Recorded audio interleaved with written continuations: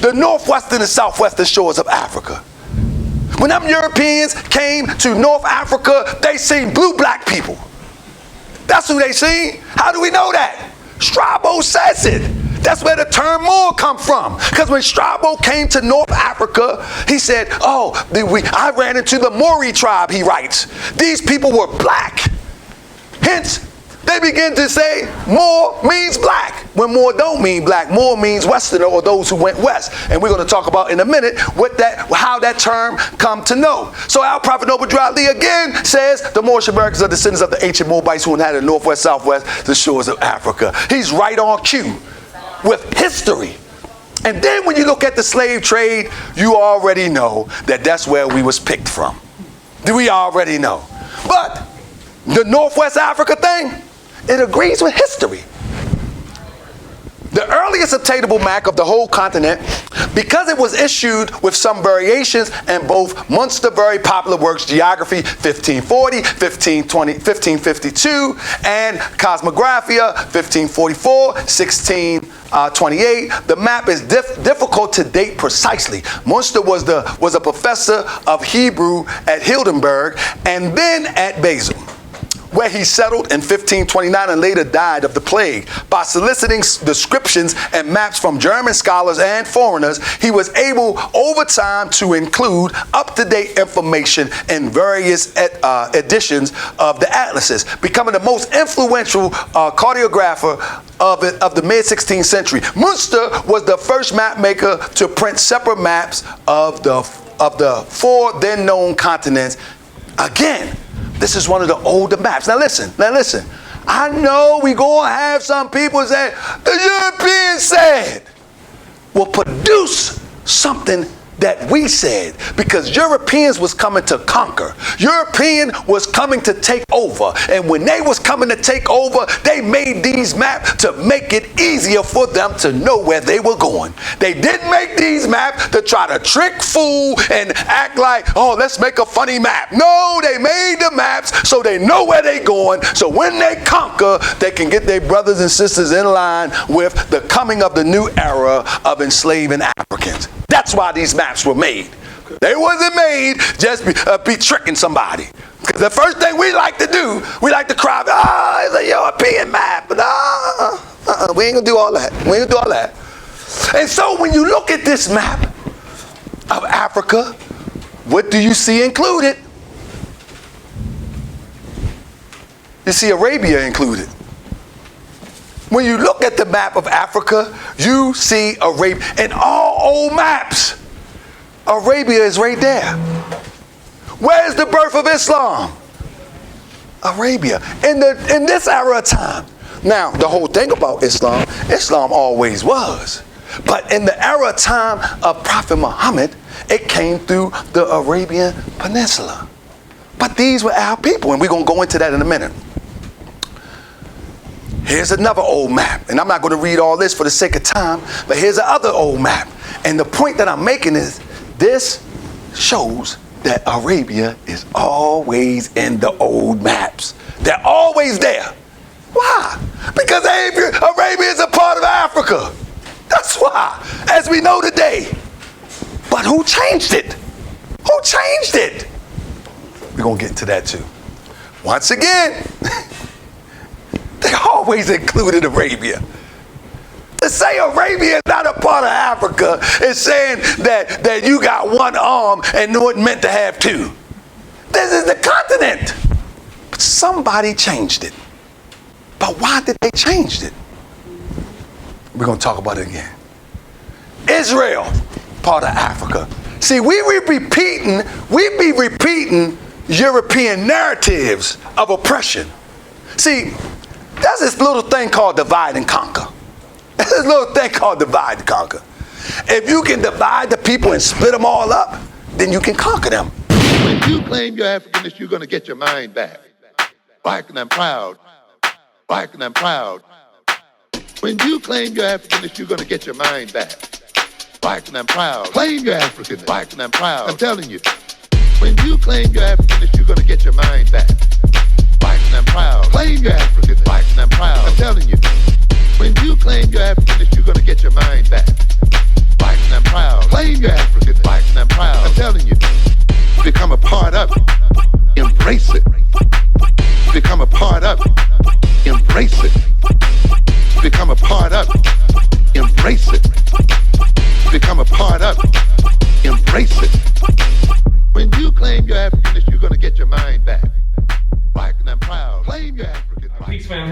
doing?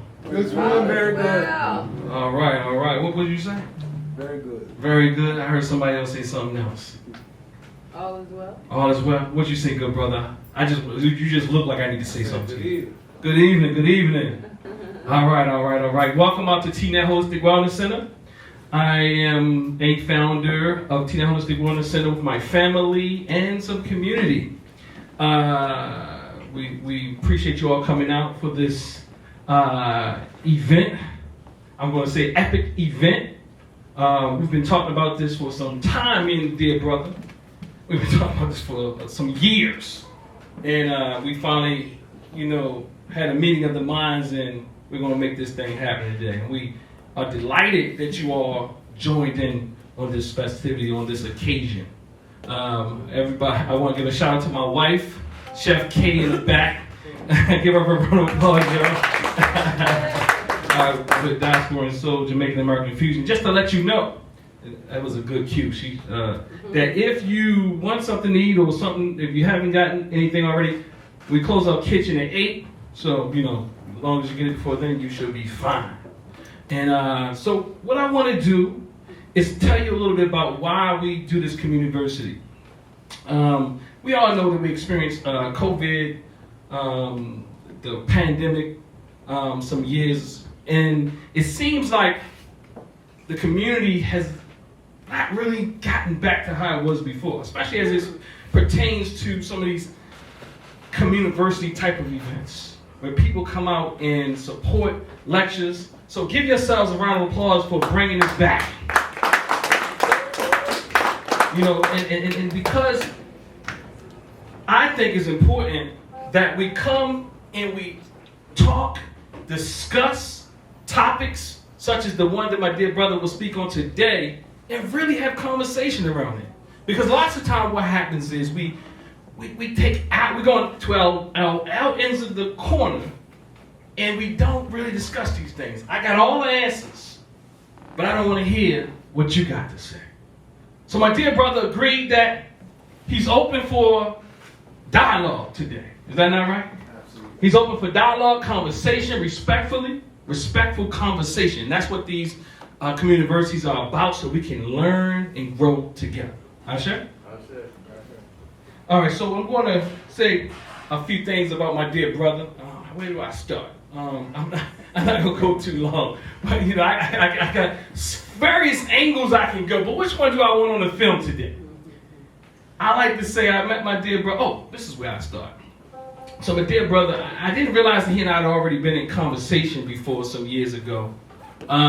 Before I saw him go up to New York, 125th Street, with Sinetta TV. And when he went up there to New York, y'all familiar with that? Mm-hmm. By show of hands? Are y'all okay? So when he went up there, and I saw the Oreos cap on his head, and he was talking when he was talking, and he went in there with a certain level of assertiveness, I was like, yeah, I like him. I didn't already know I knew him, but I was like, I had been in communication with him, but I appreciated his approach. I appreciated him not allowing them to dominate him. I appreciate him going in there and saying what he had to say in a respectful manner, but not allowing anyone to just bully him, because that's what they do up there. So I also hit that Oreos cap on, and I was like, that's what you're supposed to do. You're supposed to represent Baltimore. So that's how I felt, right? You go up in there and show them how it's done, Taharka. Right? So I felt really good about that. But nonetheless, some years went by, and so I don't know if no years went by, but nonetheless, me and this dear brother got in a heated argument. Y'all wouldn't believe that, would y'all? Who y'all think started it? Hey, but nonetheless, I won't say who started it, but I will say we resolved it. Y'all, look, I said a little rhyme. I got some bars too. And y'all ain't even, I said, I won't say who started it, but I will say we resolved it. But I will say the dear brother did come over to me and say, brother, you know what? We ain't got to keep mad like that, brother. We good. You understand? And we had a heated argument. But nonetheless, what I'll say is, it was about some people out there that we had an argument about someone who was harming our community. But we come to find out that yes, that person was harming our community. And I think what really connects he and I is that we are for our people. And when I mean for our people, it means that we will not allow, and we don't like to see our people being manipulated, used, and abused by anybody, including those who call themselves our people. And sometimes we believe that we should not deal with those in our own communities and ranks and everybody, but we have to deal with the outsiders. But the problem with that is that who we believe are insiders can cause more harm and have caused more harm and been put in place to cause harm in our circles and our ranks. And we just gotta, we can't get stuck on skin color and thinking that everything's all right. It's not easy work. How can you say that, bro? Yeah, I like this. Come on. No, I'm not gonna go much longer. It's not easy work. And I'm gonna say this, and this is what I appreciate about the dear brother. It's not easy work to show people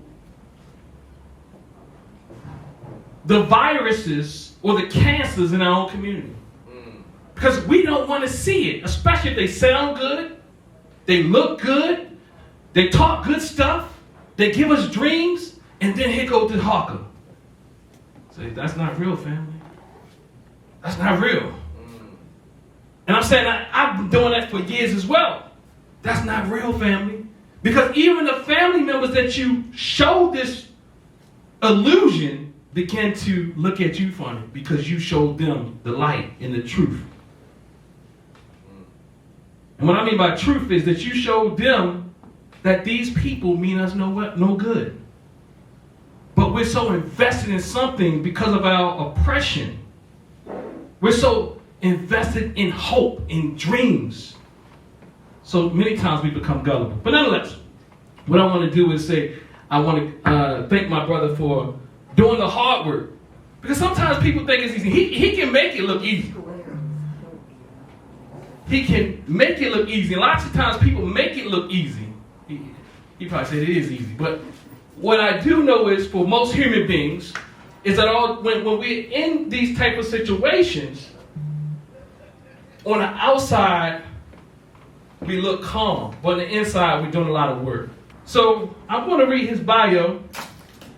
Grand Sheik Taharka Bey, born Toronto Johnson in Annapolis, Maryland. At the age of 18, he was introduced to the Moorish Science Temple of America through the Moorish Missionary and Communications Office under the leadership of Hayes Sample Bey. From 91 to 94, Taharka Bey struggled to understand how great a movement was founded by Prophet Noble Drew Ali and had little influence over our people.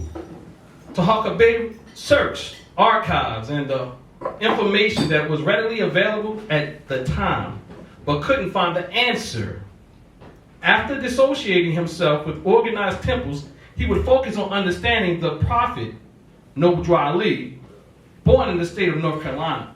Though studying the teachings of Prophet Noble Drew Ali, Taharka Bey would still have his ups and within the cares of the world, and throughout the years leading up to 2010, he would teach the teachings to anyone who would hear it, especially in his home. He began to travel around visiting various temples in and out of the state of Maryland. Unable to find a temple home, he maintained brotherhood and sisterhood with all Moors, regardless of their temple. In 2014, he would see brothers teaching on the corner of York Road. He introduced himself to the brother by the name of K. Cunningham L., who would ultimately invite him to the temple under the leadership of R. Edwards L. By the way of National Grand Sheik David Bailey L., he became an official member of the Moorish Science Temple.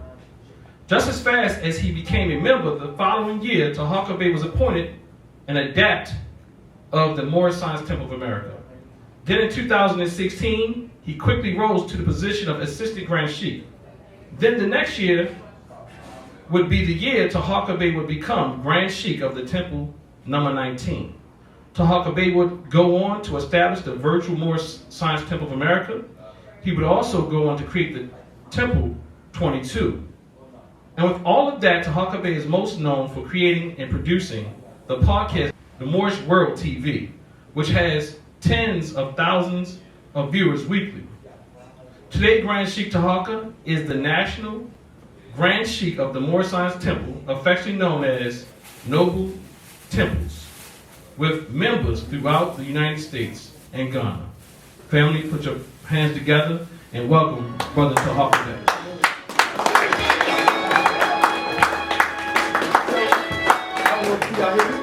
Check 1, 2. So in Check order for 1, me 2. to get in mode, I gotta have a little bit of music. You know what I'm saying? So the brother is Y'all showing ready? today. I just I'm need ready. a little bit of music to get myself in Check. mode. I want you to I'm listen to busting the fast. lyrics. I'm not Let's go. gonna really recite the lyrics. I refuse to believe that I became conscious to catch cases. Nor did I come to agitate the races. I came to elevate us to much higher spaces. They tried to erase us and ultimately replace us. They let the Mexican in. They cry about the border. Moors claim they own the land but can't produce their own water. War's been out of order since the time of the prophet. Dropping all this knowledge but still act toxic. Boy, we need to stop it.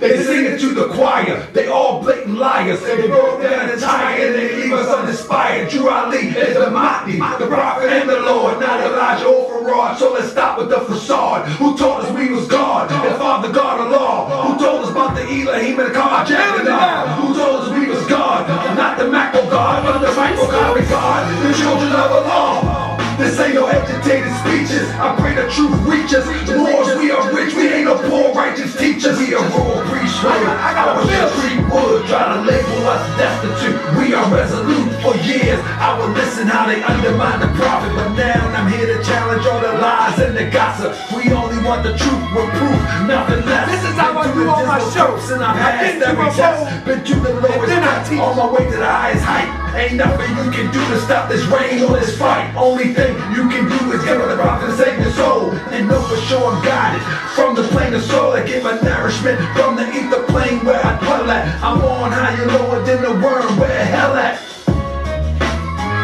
Let me tell that. Y'all been doubting the prophet way too long. Just to get me in the mode. And I can't stand y'all that hate it. The energy is. Try to bury the prophet. Oh, yes, they try to bury the prophet. No, guess what? We back. Well, we back. The seven created spirits. And this is our represent. Yeah. We back. Ain't nothing stop. Tell them, you thought it was over. You thought it was over. It's never over.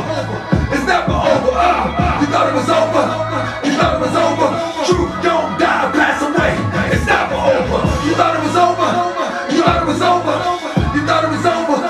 It's never over. You thought it was over. You thought it was over. Truth don't die, pass away. It's never over. So I'm gonna go. I want to go one more, maybe two more, just to get to where I'm going. Just to get to where I'm going. Disagreements on temple history, temple groups. This is just getting me in my mode. I don't even really rap my songs. I just get into my mode. Realize So I appreciate y'all. And for that, I sincere. Hold up.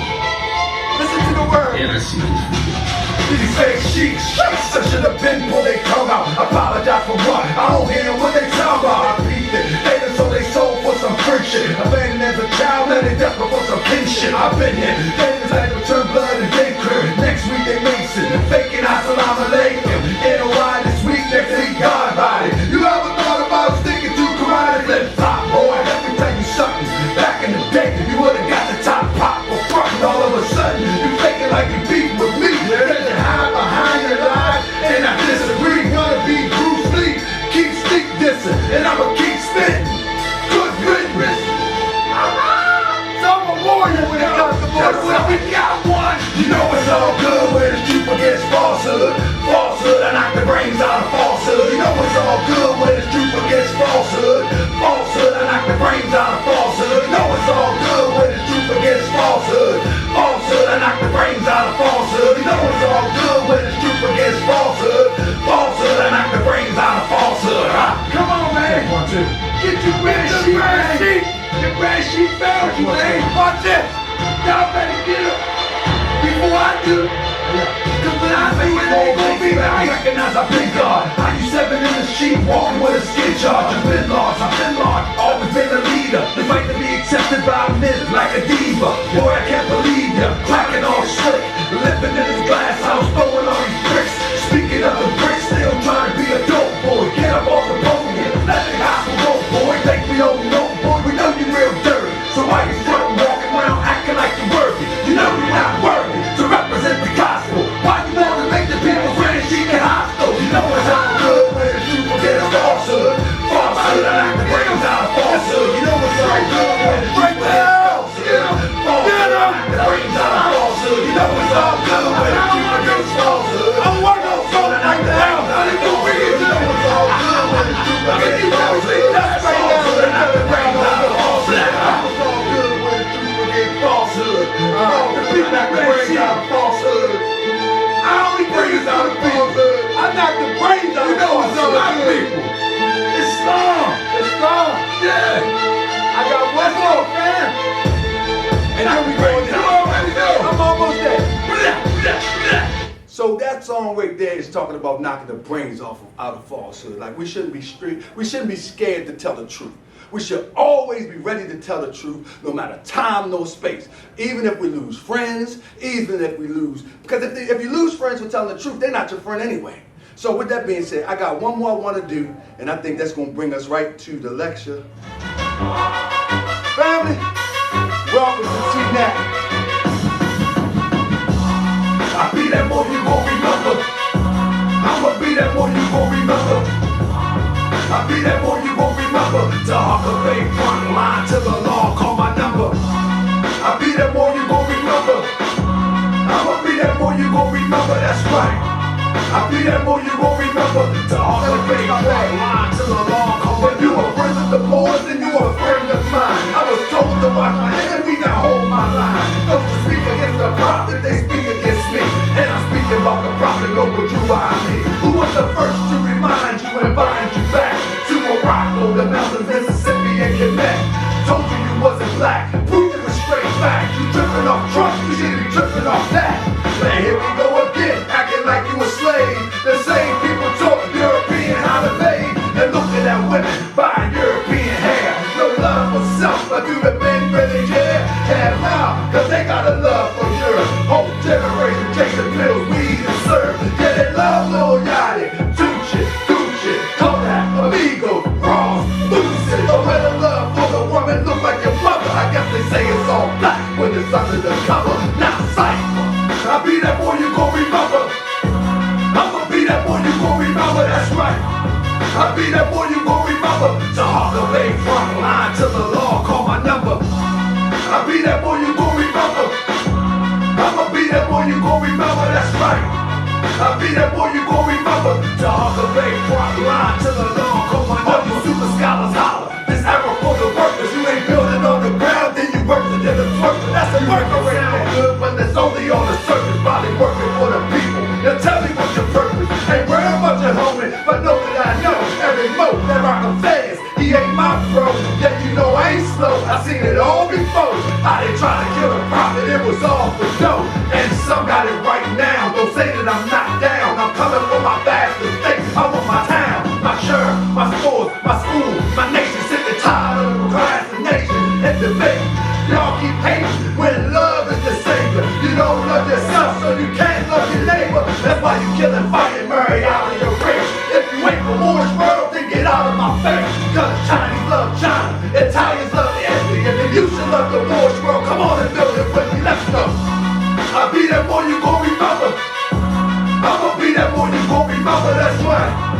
I'll be that boy you gon' remember. Taharka Bey, front line to the law, call my number. I'll be that boy you gon' remember. I'ma be that boy you gon' remember, that's right.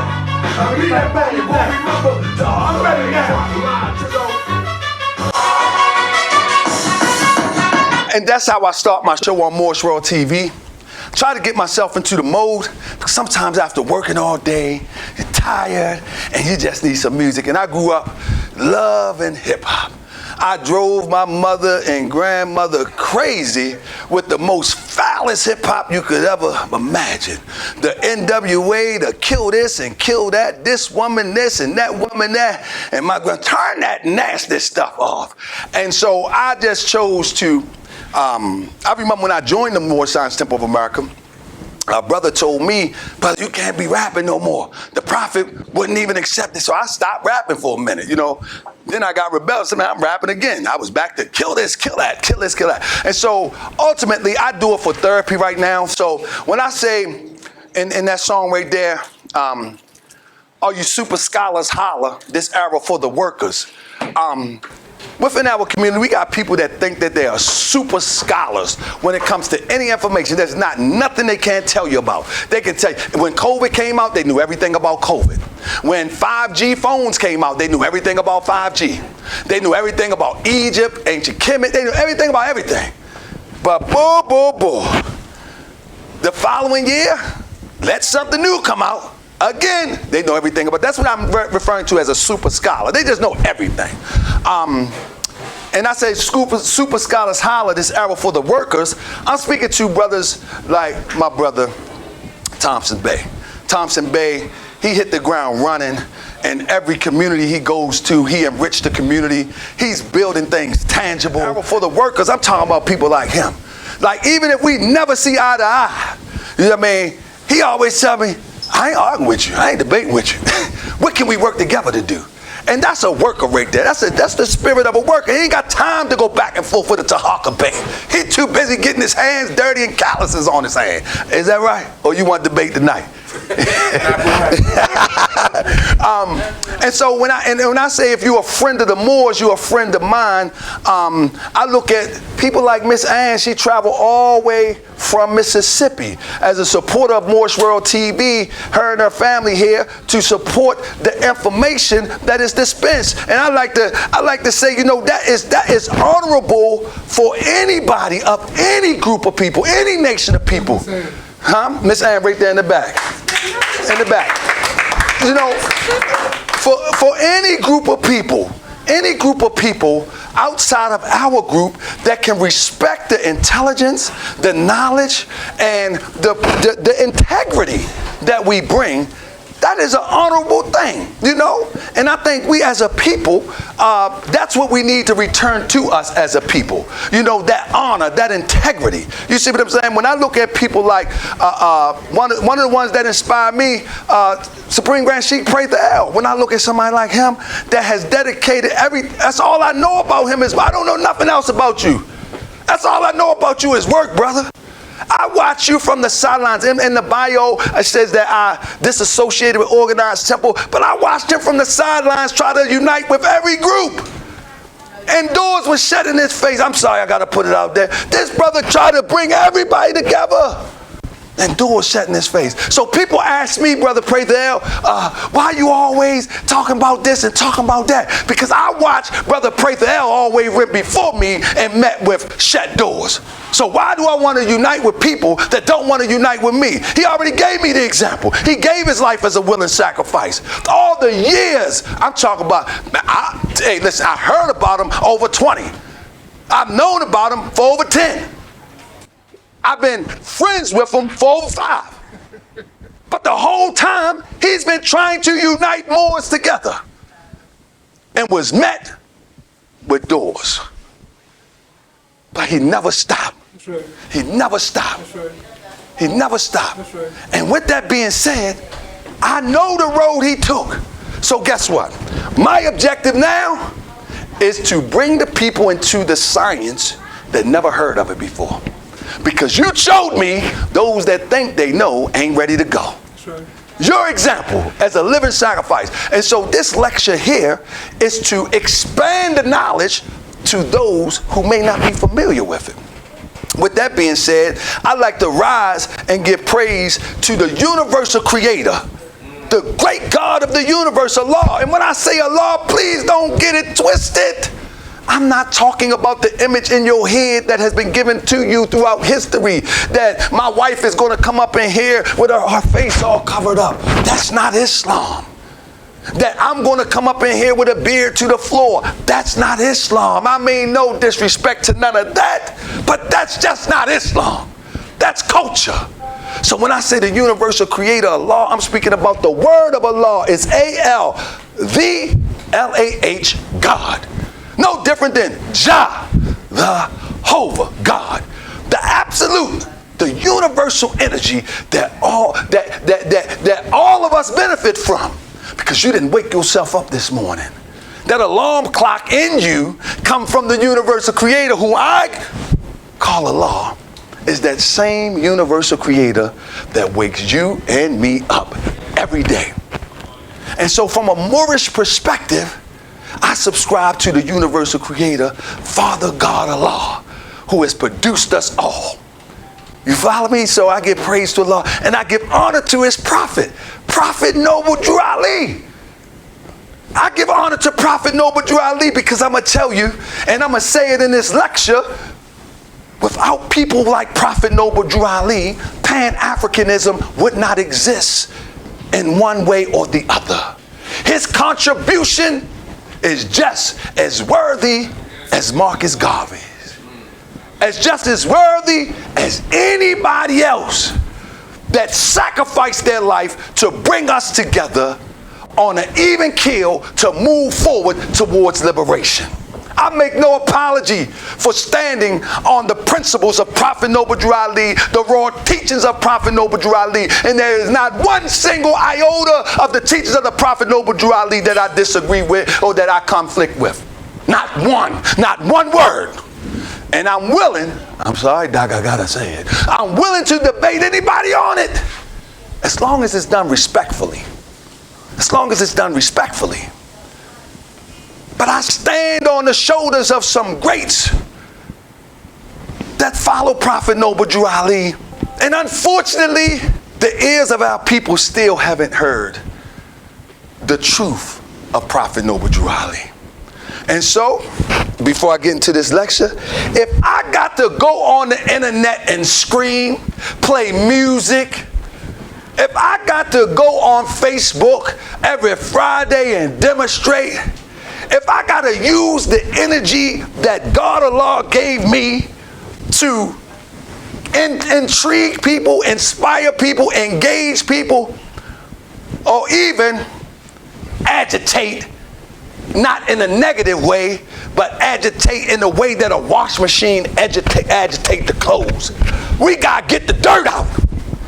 So I don't put a lot of focus on, when I use the term European, and I use it a lot, I don't want anybody to think that my focus is on Europeans and what they have done as it relates to history and where we find ourselves this day and time. When I say Europeans, I'm relating the story of how we get to where we're at. But my main focus is us. My main focus is us. My main focus is holding us accountable. Because no one can do anything to us if we don't allow it. There is no slave trade in Africa without our participation. We don't like to hear that. There is none. There is no slave trade with the Arabs or the transatlantic without our participation. There's not even the discovery of America without our participation. You know that old thing that you say, Moors enslaved Africans. Did they forget that Moors are African? When they talk about there was an Arab slave trade, do they understand that the Arab, let me just use the term for the sake of the argument, that the Arabs that started in the slave trade was actually black? And I'm talking about black as it relates to the adjective describing the noun. That's what I'm talking about. We've seen people that they call indigo from India that were blue black.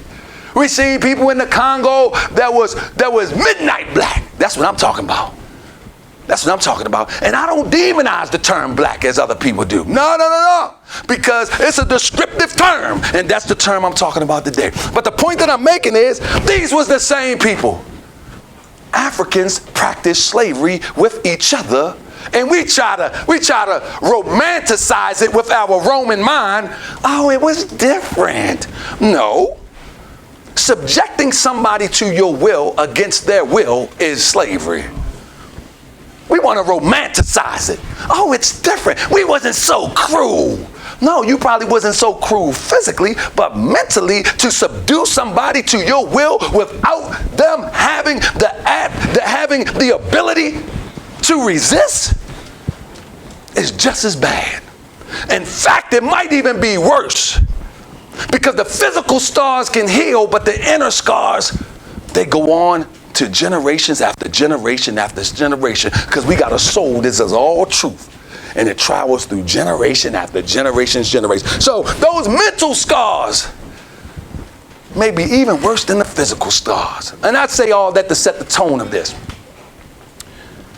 The name of this lecture is Unveiling Islam.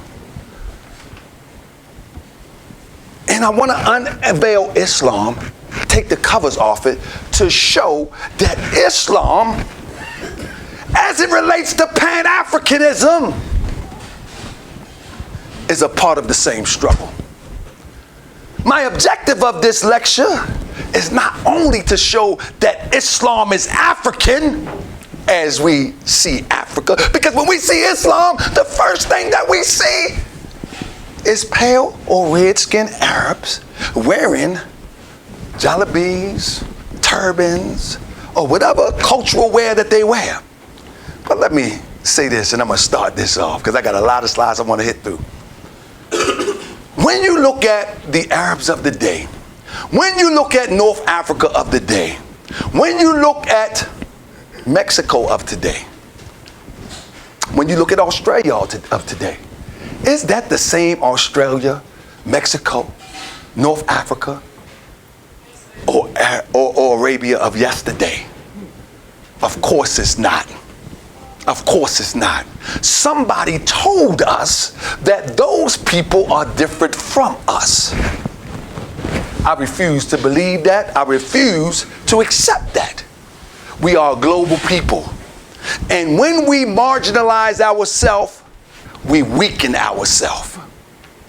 Pan-Africanism is about the collective, no matter where you may be, to fight for the same struggle, the same cause of the principles espoused in Pan-Africanism thought. Prophet Noble Drew Ali teaches the uniting of Asia. That's another way of talking about Pan-Africanism. Because the uniting of Asia is talking about all those people who were called Asiatic at a time period when Asiatic signifies those with dark to the lightest olive skin, or for the sake of this conversation, from the blackest to the lightest, they were called Asiatics. And when he say this is the uniting of Asia, he's not talking about the term where they then gave to those from China. He's talking about us, and we're going to go into it today. So let me get this clicker. I appreciate y'all for coming through. Now, this is going to be very controversial a little bit. I'm a controversial guy because I like to engage. But I want y'all to give yourself a round of applause, because I'm about to get into this, and I'm about to turn it up a little bit. When a person says, what is and what is not African, what exactly are they saying? When someone says, what is African? Or, you African, or you not African, or that's not African, or this is African and that's not. What criteria are they using to signify their point of what is and what's not Africa? What are we using? You ever hear people say that before? That's not African. That's not African. Islam, that's not African. What criteria are they using to say this? With that being said, that's how I start this off. According to the United Nations, there are 54 countries in Africa. When you say you're not African, what are you saying? According to various sources, there are approximately 3,000 and 2,000 languages and dialects. What are you talking about African? See, when you say somebody is or not African, you have to, come on, tell me what you're talking about. What's the dialect? What country? What are you talking about? We got all of these countries, we got all of these dialects, we got all of these languages. What are we talking about? What I'm trying to do is set the stage to show that when one uses the term that another is not African, they should be able to define exactly what they're talking about.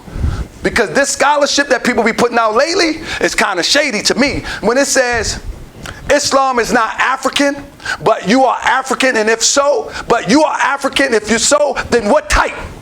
Makeup is basically a form of body painting for most of the world, the only place that it has belongs on the face. This is not the case when it comes to the body painting of the Karo tribe of Ethiopia. What I'm doing real quick, I'm gonna go through these real quick and show you that different variations of Africa culture. So when one say you're not African, what are you talking about? In parts of Africa, it is thought that women with shaved heads are much more attractive to those with long hair or braids. When you say you are not African or you are African, what are you talking about? It's a bunch of cultures in Africa. According to the traditional practice observed in the Borana tribe, brides believe that they shave their heads, they will get a good husband. However, the case is different when it comes to men. Grooms in the Borana tribe are desired only if they have long and thick hair. This is fascinating. Unconventional tradition has been going on for ages in the tribe. So I want to set the tone. When we say we're African, what are we talking about? Are we talking about culture? The Maasai tribe, the Maasai tribe.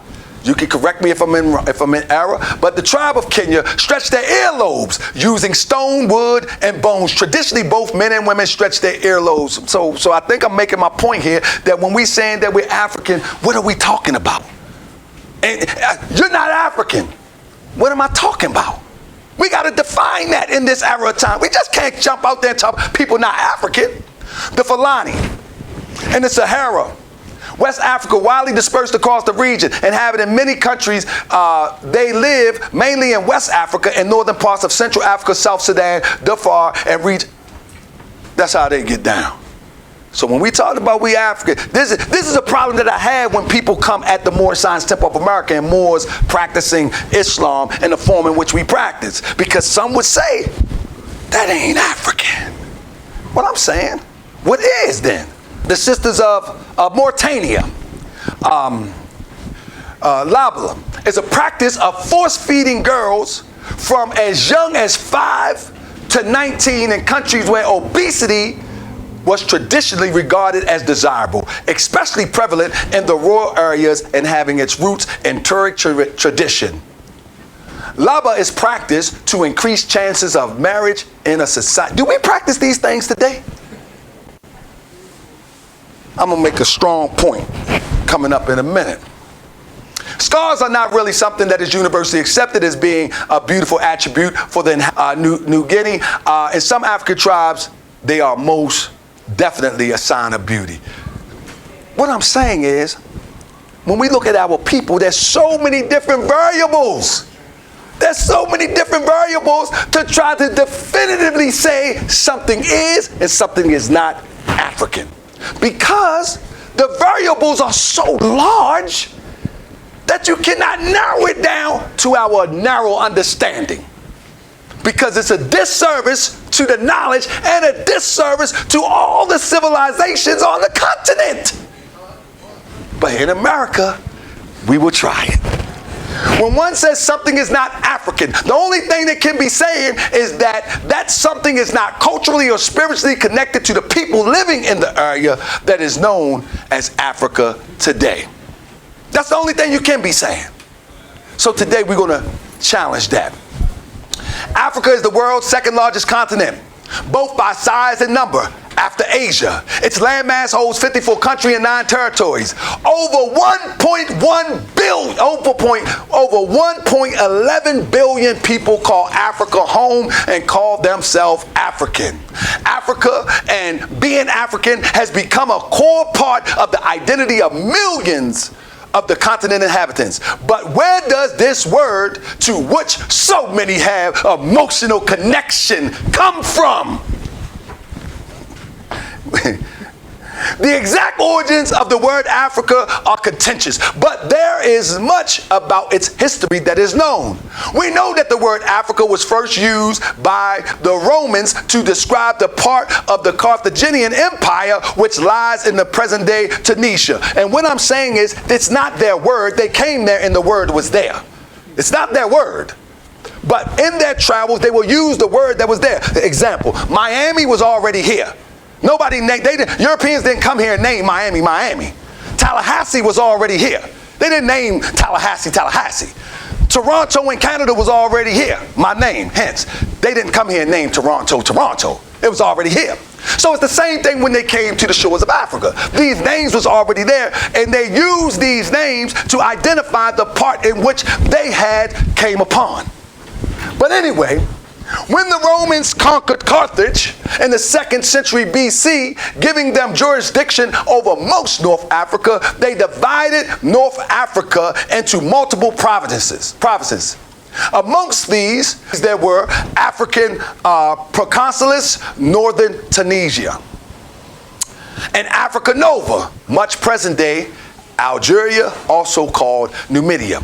All historians agree that it was the Roman use of the term Africa for parts of Tunisia and northern Algeria, which ultimately, almost 2,000 years later, gave the continent its name. So the question is, if the Europeans came in and said, okay, this is Africa, and they defined it by borders, let me get into that for a minute.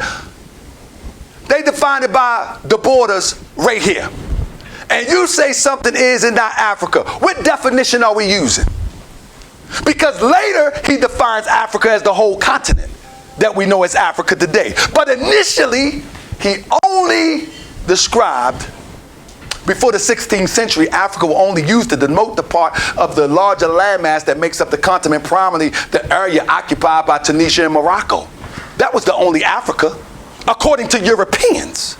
Of course, but we define things by Europeans and then think we defining it ourselves. You see what I'm saying? This is why we so boldly say something is and something is not African. Because we define it ourselves by, well, no, we take the European, remix it, and then define it ourselves. But according to any historian, what you see right there, that was the only part of Africa in the 16th century. That was considered Africa. Nowhere else. Hence, I'll get to that in a minute. World map from Portland Atlas, 1544, showing only a small portion of North Africa. That was considered Africa. Right there. Unless you can produce another map. Where the light, that was Africa. Notice, in this map, you have Saudi Arabia in there. Notice in this map you have Iran, Iraq, and all of that in there. Notice in this map from 1544, you have the same places in there. When did that change? Because when they identified Africa, they looked at two very specific things. They looked at language and they looked at skin tone. Until the mid-17th century, the terms Guinea and Ethiopia, or Ethiopia, were popularly used to describe the land south of the Sahara. So hence the Prophet Noble Drew Ali said, you are not Ethiopian. Ethiopia means something divided. In other words, the European divided one called Africa and called the bottom what? Ethiopia. Something divided. It said Libya was commonly used for the northwest of Africa above the Sahara. Africa was used sometimes instead of Libya to denote the northwest of Africa, and sometimes alongside Libya to denote the central and northern region of Africa, which today is predominantly occupied by Tunisia. Before the late 16th century, Africa was used only to denote one part of the larger landmass that makes up the continent, primarily that area occupied by Tunisia and Morocco. Now I'm going to be redundant a little bit because I need people to understand that we cannot define something by our own information. We got to look at the information that's given to us. And what I mean our own is, that old saying, lean not to thy own understanding. No, you have to get all the information that's available before you can make an educated, intelligent assessment. And that's what I'm doing here. For the most of history, the continent Africa, as we know it today, had many names for all its various constituents, none of which was used to describe the landmass as a whole. Brings me back to my point. When you say something is and is not Africa, what criteria are you using? Are you using the criteria of North, or are you using the criteria of the South? So, Prophet Noble Drew Ali says to the Moors, the Moorish Americans are descendants of the ancient Moabites who inhabit the northwest and southwestern shores of Africa. The Moorish Americans are descendants of the ancient Moabites who inhabit the northwest and southwestern shores of Africa. What is he talking about? The northwestern and southwestern shores of Africa. When them Europeans came to North Africa, they seen blue black people. That's who they seen. How do we know that? Strabo says it. That's where the term Moor come from. Because when Strabo came to North Africa, he said, I ran into the Mori tribe, he writes. These people were black. Hence, they begin to say Moor means black. When Moor don't mean black, Moor means Westerner, or those who went west. And we're going to talk about in a minute how that term come to know. So our Prophet Noble Drew Ali again says the Moorish Americans are descendants of the ancient Moabites who inhabited the northwest, southwest, the shores of Africa. He's right on cue with history. And then when you look at the slave trade, you already know that that's where we was picked from. We already know. But the Northwest Africa thing, it agrees with history. The earliest obtainable map of the whole continent, because it was issued with some variations in both Munster very popular works, Geography 1540, 1520, 1552, and Cosmographia 1544, 1628. The map is difficult to date precisely. Munster was a professor of Hebrew at Heidelberg and then at Basel, where he settled in 1529 and later died of the plague. By soliciting descriptions and maps from German scholars and foreigners, he was able over time to include up-to-date information in various editions of the atlases, becoming the most influential cartographer of the mid-16th century. Munster was the first map maker to print separate maps of the four then known continents. Again, this is one of the older maps. Now listen. I know we gonna have some people say, the Europeans said. Well, produce something that we said, because Europeans was coming to conquer. European was coming to take over. And when they was coming to take over, they made these maps to make it easier for them to know where they were going. They didn't make these maps to try to trick, fool, and act like, oh, let's make a funny map. No, they made the maps so they know where they're going. So when they conquer, they can get their brothers and sisters in line with the coming of the new era of enslaving Africans. That's why these maps were made. They wasn't made just be tricking somebody.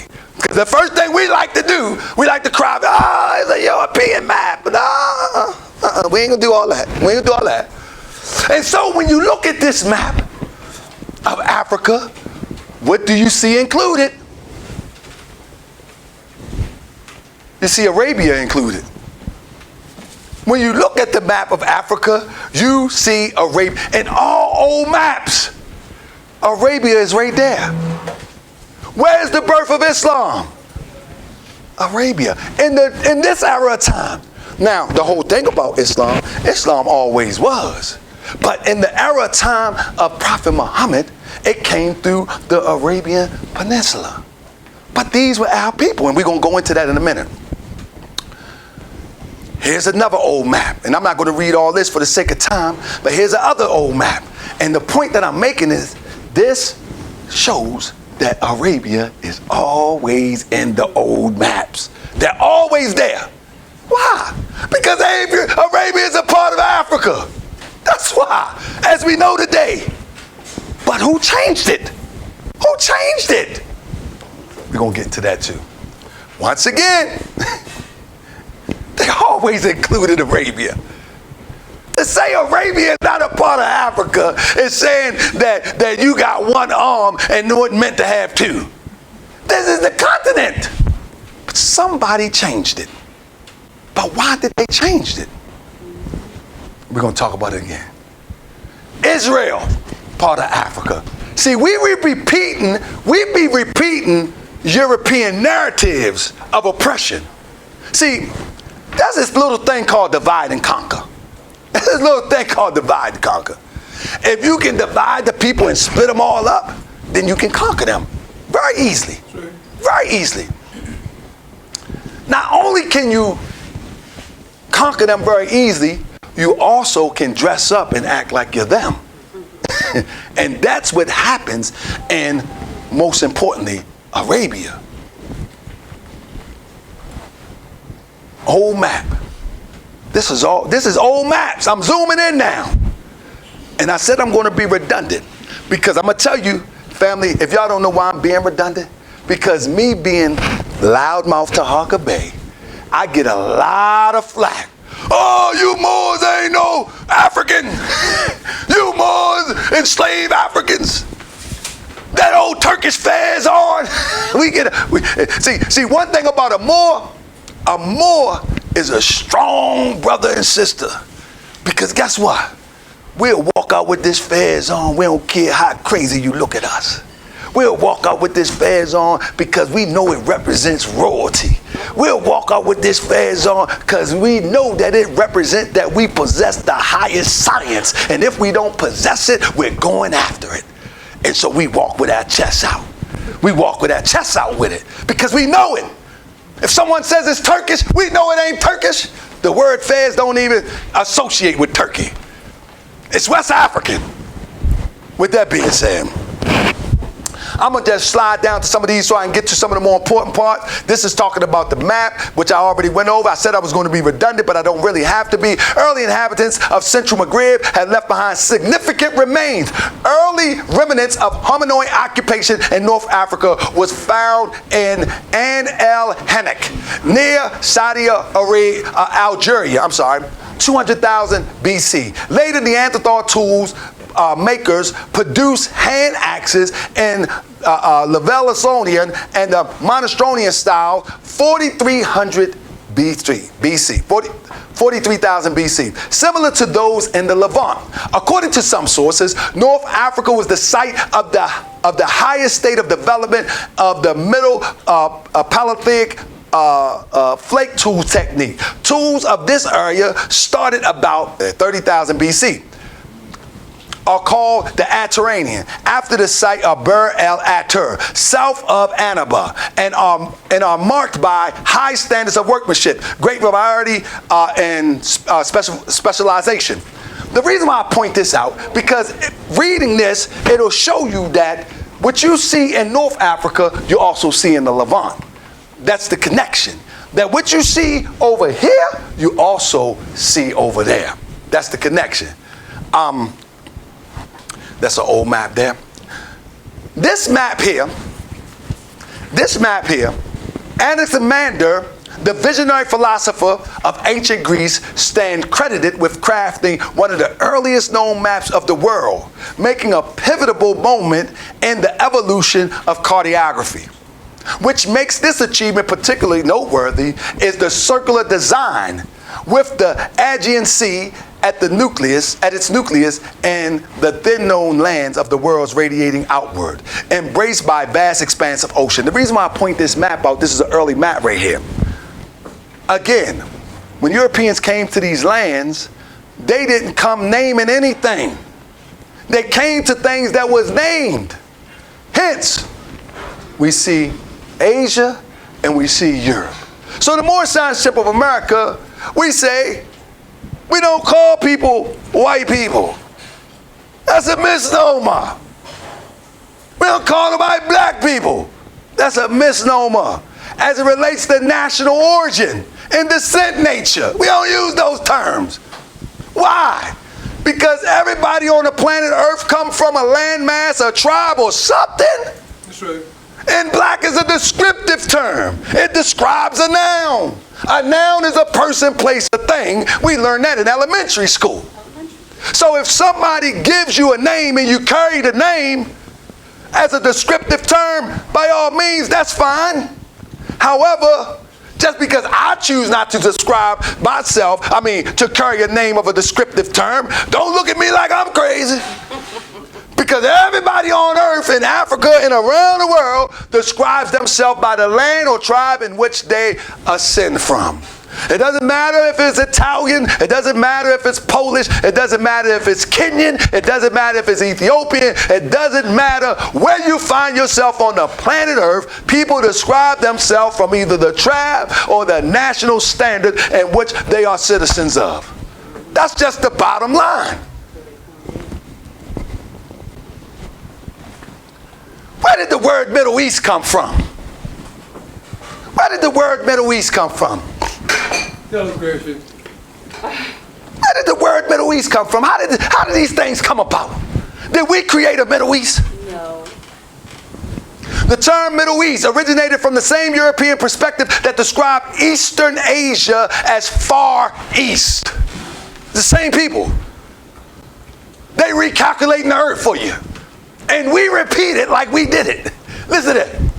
The Middle East denotes the transcontinental area between Western Asia and Egypt.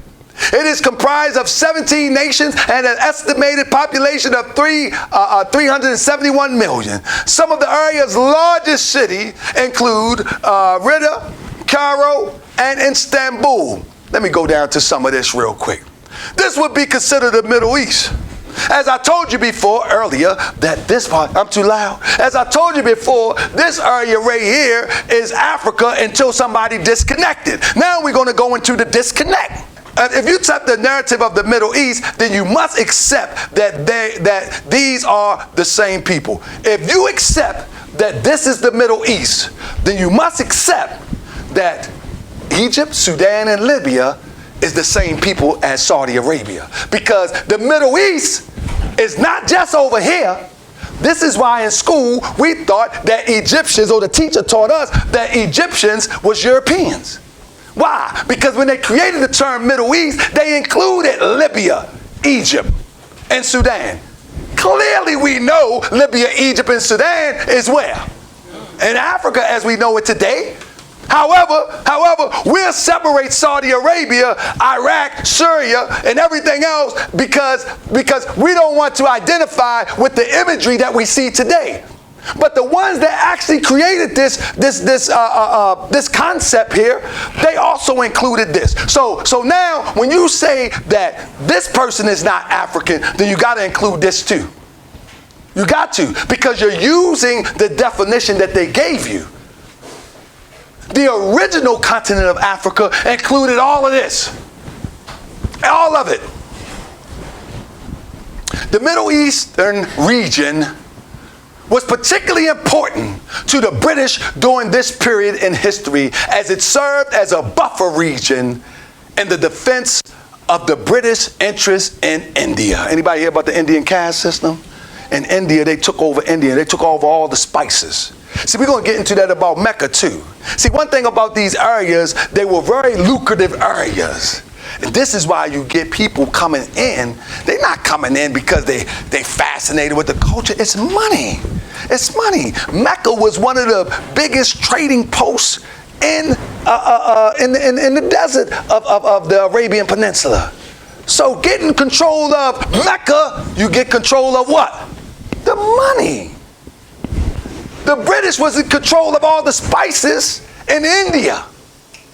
And in order to stop, because now we got to remember that the caravans was coming from North Africa all the way through Arabia, all the way to what they call the Far East India. And they was getting all the spices, they was traveling back and forth. And so the British put a buffer there. And this buffer was to stop your people, my people, from trading with our other people so far away. But because America, we use the term black, we don't realize that black separates us from the greater community. The greater community is a world community of our people up in the same struggle against the same imperialist oppression. Same people.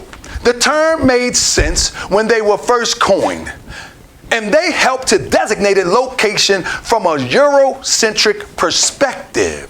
The term Middle East then evolved to become common verbal currency in 1902 when Alfred Thayer, a USA naval officer and historian, used the term in an article to describe the land between Arabia and India. Remember, they're protecting the spices in India because they already done conquered there. After the collapse of the Ottoman Empire as a result of World War II and other geopolitical events, the term Middle East became established, widely used by people both within and outside the region. Many argue, however, that since the term is Eurocentric and only valid from a Western perspective, who we repeating? It's only valid from a Western perspective. So when you say Islam is not African, you're just validating the Western perspective.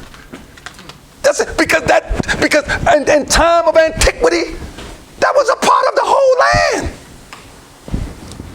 It says, I get a little bit hyped. Y'all gotta work with me. I'm real passionate about this thing, man. I'm really passionate about this because I know that when we know who we are, it changes the trajectory of where we're going. See, the trajectory of where we're going now don't look good. So we got to know who we are. From antiquity to the middle, all the way up to 2024. We're going to get into that. Let me get it. It says, many argue, however, that since the term is Eurocentric, it only valid from Western perspective. It should be replaced with a term more appropriate. Jawaharlal Nehru, the Prime Minister in India, for example, argued that the term should be replaced with West Asia. They don't even want to associate that with Africa no more. With that being said, I want to thank my brother for coming out, brother. He had something to do. He doing graduations and all of that, but he stopped through. Brother, say something to the people, brother, before you go. I thank you for stopping in, brother. This is one of my I gotta say, my mentor, my role models. I mean, everything, because, like I say, he's been up against so many challenges trying to bring Moors together, and that's the reason I don't try to bring Moors together, because they shut the door in his face so many times. And so I said, he gave me the example. I leave them Moors alone. I want people who are progressive and ready to move and build something. But brother, would you like to say a few words, brother? I want to praise the Lord. The prophet said, honor to you, young lady, for being here from Mississippi, Philadelphia, Atlanta, and everyone else. You have a beautiful place, very inspiring, very uplifting, full of ethereal spirits to our forefathers. And I think that's what's contributing so much to the most speaking so elegant because of the atmosphere that we have. But I just want to say I'm very impressed to look at more science, look at Islam, look at our salvation, the way we need to go from a different aspect of Pan-African Islam. I said Pan-Africanism is Islamism. That's controversial. Don't say it too many times. I think the brother said put it on the table, and that's what we're going to do. We're not going to put it on the table and throw it off and consider it garbage. We're going to put it on the table because it is enlightenment. Truly, it's enlightenment. So with that said, I just want to thank you all. I want to thank you, man. Brother, I appreciate you for taking the time, bro. Thank you for all the support over the years. Excuse me for my dress, but I've been running. I meant to go home. I live in D.C. and come back, but I didn't get a chance to make it. All is well. We all love that. All right, peace, family. Peace, family. Brother, Grand Sheik. Clarence Pray the Hell. It's on, brother. Appreciate you. And that's the younger Pray the Hell. It's live. Love you too, brother. Thank you, brother. Thank you, brother. So with that being said, family, it says, Middle East is problematic because it's undeniably a Western term reflecting Western perspective. Now, from the biblical perspective, the lands even was all one. So if you study the Bible, I'm trying to have something for everybody. Even in the Bible, the lands was all one. Don't matter where you find that, before the 1600s, the lands was all one. Why did the change happen? The Euphrates River, which extends much further north than the maps that we're giving today, known as the maps of Africa. That portion was north and is still Northeast Africa. See, we can't let people come and hijack our sciences and then talk about, oh, that ain't African. Let people hijack it. Like you can't wear my coat for 20 years and then I see you and I want my coat back and then you blame me for stealing your coat. It's my coat. I need my coat. Let me get my coat. With that being said, it's still Northeast Africa, the whole region that includes what the Bible calls the land of Canaan. Hence, the prophet Noble Drew Ali says, the Moors are descendants from the ancient land of Canaan. But this is all, see, when we look at Canaan now, we're taking the perspective of European scholars that finagle history and try to make, curse thee be Canaan. Y'all see that in the Bible? That curse thee be Canaan, and you deserve to be a slave. So you know what we say? Oh, I don't want to deal with no Canaan because it said curse be Canaan. And now, even when we get out the Bible, we still say, I ain't got nothing to do with that. That's biblical. But take away the word Canaan, and you can still see that the people are the same people, regardless of title or name. They still the same people. It says, Palestine and Israel was extension of the African mainland before it was artificially divided. Before it was artificially divided from the main African continent by the man-made Suez Canal. That's what you see right here. By the man-made Suez Canal. Second World War correspondence introduces the name Middle East, the portion of the land separated from the African mainland. This stuff is artificial. That's why I stand on what I stand on so hard, because this stuff is artificial. I ain't taking no narrative that's artificial. Africa today, which only shows the main body of continent, with the Suez Canal as its northeastern border, it is very important to know that geography, the black line indicates the Tigris and Euphrates River, which extends much further north than the maps that we are given today, known as the maps of Africa, that portion of Northeast Africa prior to World War, and still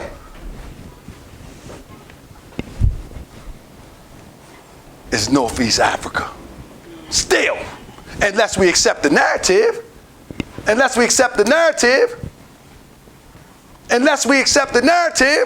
it's still Northeast Africa.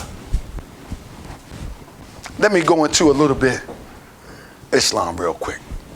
A couple of other references will assist in understanding why Kedar is referred as being black skinned. Anybody know the temps of Kedar? That's in Arabia, ain't it? Hagar, we're still in the biblical sense now, just in case people want to go into the biblical sense. Hagar, the mother of Ishmael, Kedar's grandmother, was Egyptian. Ishmael's wife, Kedar's mother, was also Egyptian. Later, Ishmael also took Canaanite wives. Then there is an alliance through marriage between Isaac's sons, Ishmael's nephew, Esau, collectively known as Edom, and Ishmael's daughter, Mahalath, Genesis 28:9. Together they make up Egyptian, Canaanite, Semitic branch of Abraham's family. Why am I pointing this out? I'm pointing this out because even from the biblical perspective, if people want to go by that narrative, it still represents my same thought, that this is all one land. I told you I'm going to be a little bit redundant on this. Now, for those who follow the religion of Islam and the Eastern persuasion, and I say that because I don't follow the Eastern persuasion of Islam, because that Eastern persuasion of Islam is more cultural than it has nothing to do with the Quran or Mecca. It's all culture. Has nothing, much of it has nothing to, I must say, it has nothing to do with the Quran. Nothing. In the Quran, it don't tell people specifically how to dress. In the Quran, it doesn't tell people specifically how to pray. In the Quran, they make that stuff up later. And they conquer the people with it. They made that stuff up later. Muhammad never did none of this stuff. None of it. Then we're going to show you where they get this stuff from. But anyway, people want to deal with the religious side of the Eastern persuasion. You see that Abraham, Ishmael, And Muhammad claimed to be descendant of Ishmael. I just said that Hagar, the mother of Ishmael, Kedar's grandmother, was Egyptian.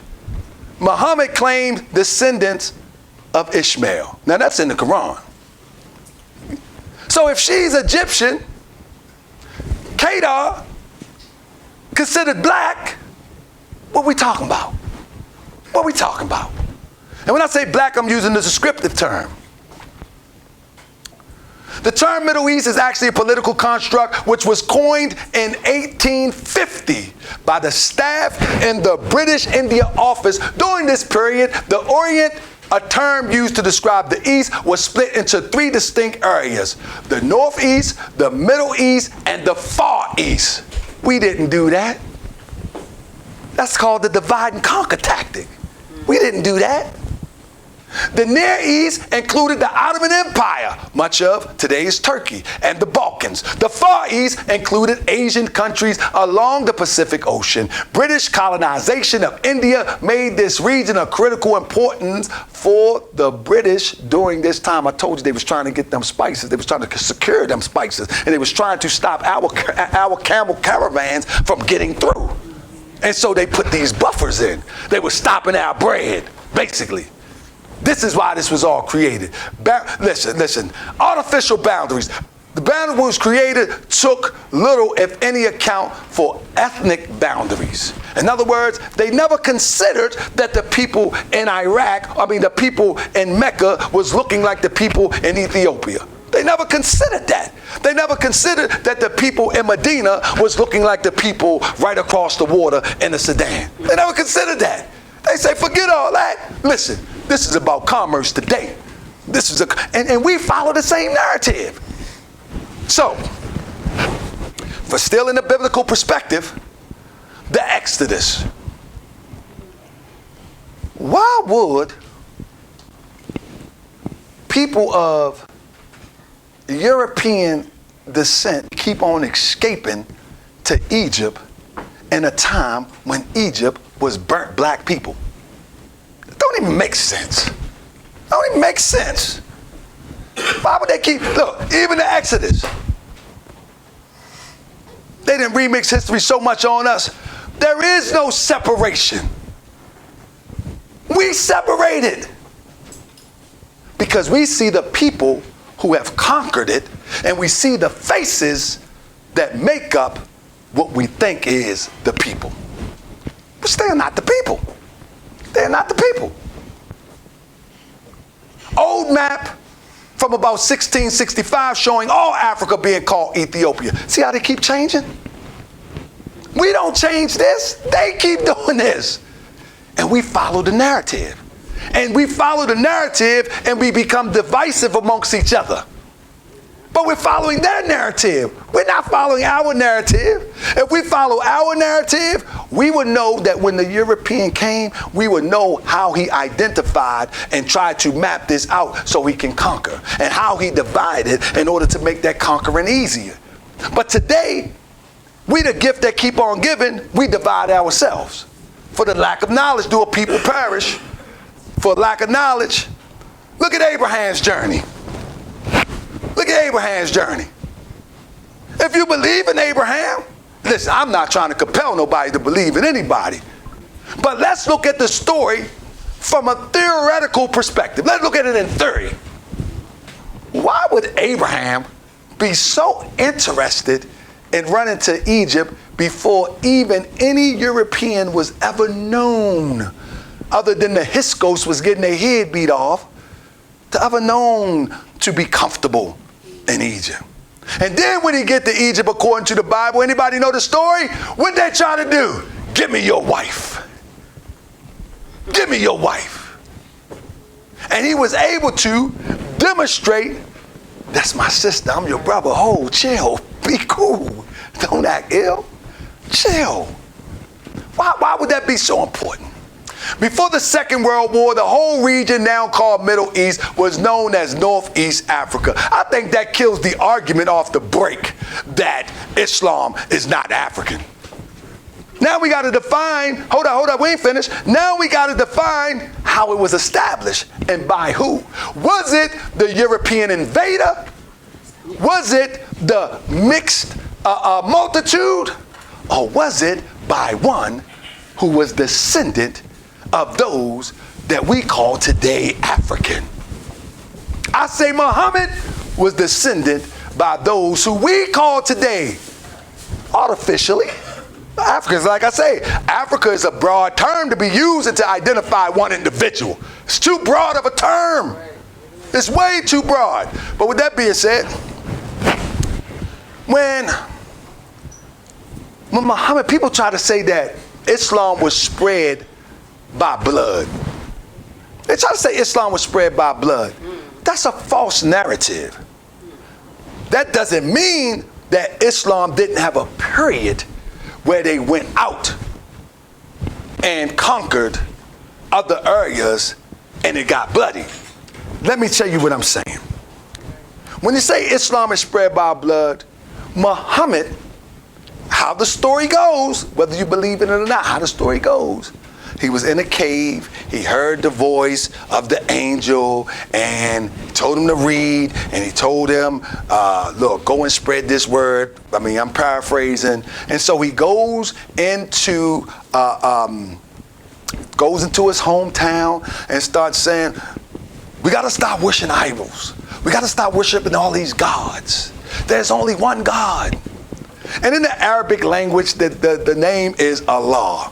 And we need to understand that the Arabic language is an Afro-Asiatic language. It's not a pale European language. It's an Afro-Asiatic language. You know what I mean? That is born out of Aramaic, another Afro-Asiatic language.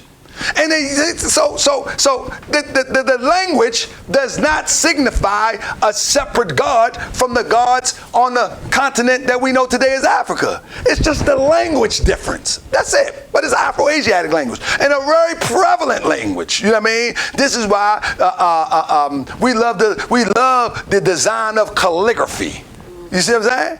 That comes out of the Arabic script. Calligraphy. We love the cursive writing and the calligraphy that goes with it. That's us though. We be giving people too much credit, man. We be giving people way too much credit. But anyway, with that being said, the poetic language of Arabia, old time Arabic and new Arabic, that's us. We be giving people way too much credit. We just said in Africa there's over 2,000 languages and 3,000 dialects, or 3,000 dialects and 2,000 languages. That's us. We give people way too much credit. Way too much credit. But with that being said, when Muhammad and the few people that he went to teach in Mecca, he's telling them, and we got to stop worshiping these idols. There's one God. We need to center our focus. That's what he's actually saying. To oneness. We need to center our focus to oneness. They was trying to kill Muhammad. Muhammad wasn't trying to kill nobody. He wasn't trying to kill nobody. They was trying to kill Muhammad. They ran Muhammad, and guess where he ran to? He didn't run to Europe. He didn't run to what they call the Far East. Guess where he ran to? Ethiopia. Why would he run to Ethiopia? And guess what they did in Ethiopia? They gave him refuge and protection.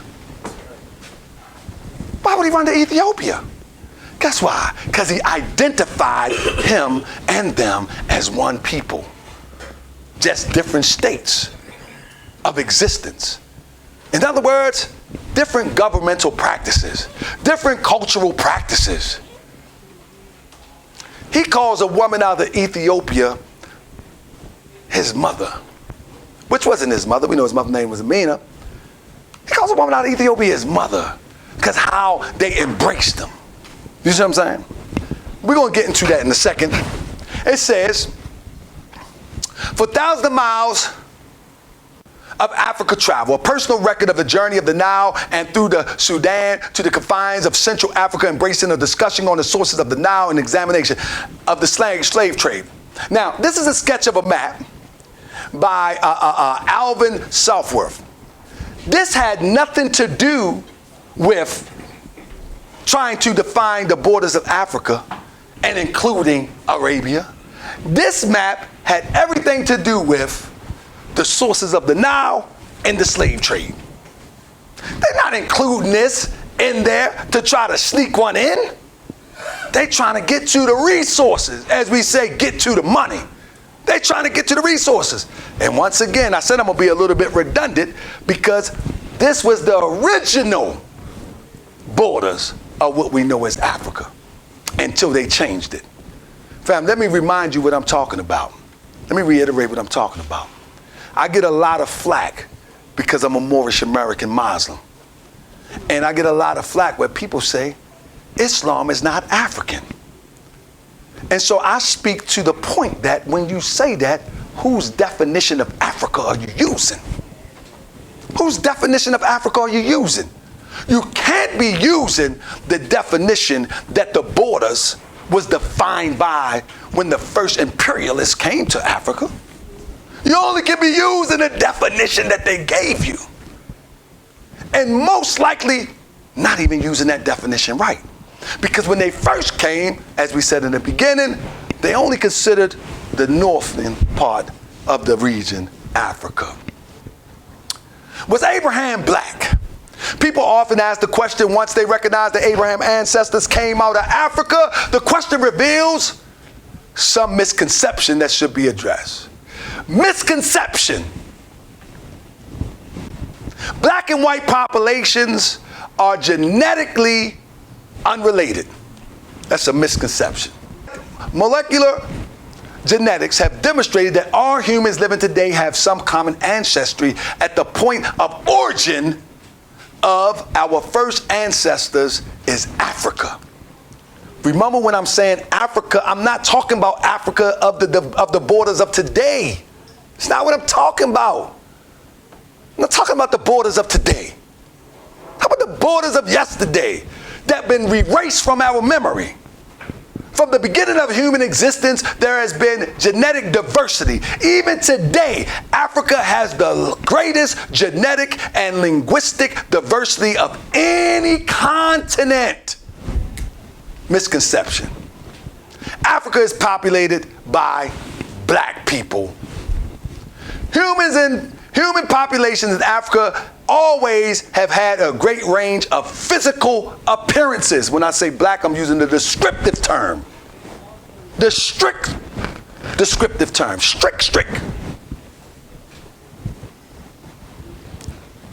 Even today, Africa has the greatest genetic diversity anywhere on earth. For example, in antiquity, there were both red and black Nubians. They preserved their distinctive color by marrying within their own type. But the red and the black Nubians were one people, a moiety. A moiety refers to each of the social or ritual groups into which people is divided, especially among Australian Aborigines, some American Indians, and even among the red and black Nubians was a range of skin tone. These red Nubian warriors are an example. Their wavy black hair and feather resemble the Nabatean warriors of Eden.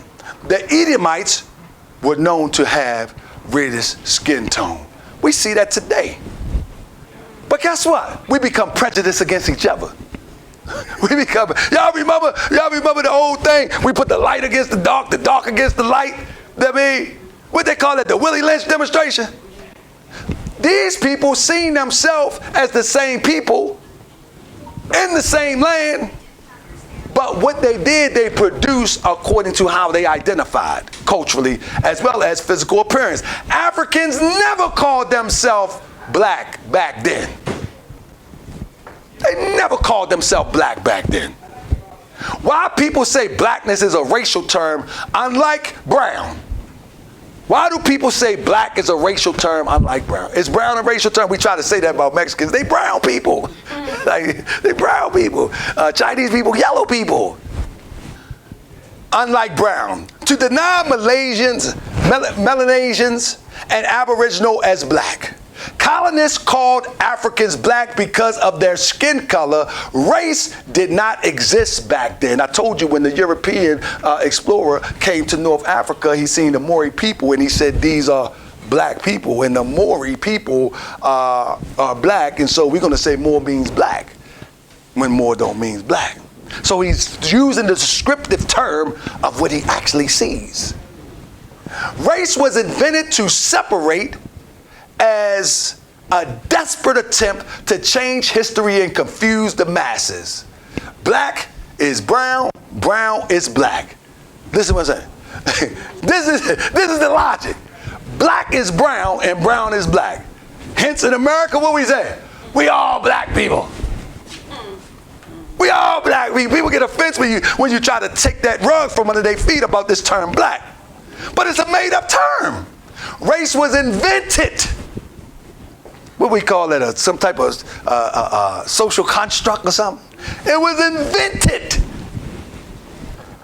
African is a racial origins term.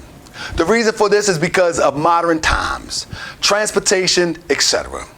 There are Africans in the USA, for example. You can see a person and tell their racial origins is in Africa because of strong admixture of people in the USA.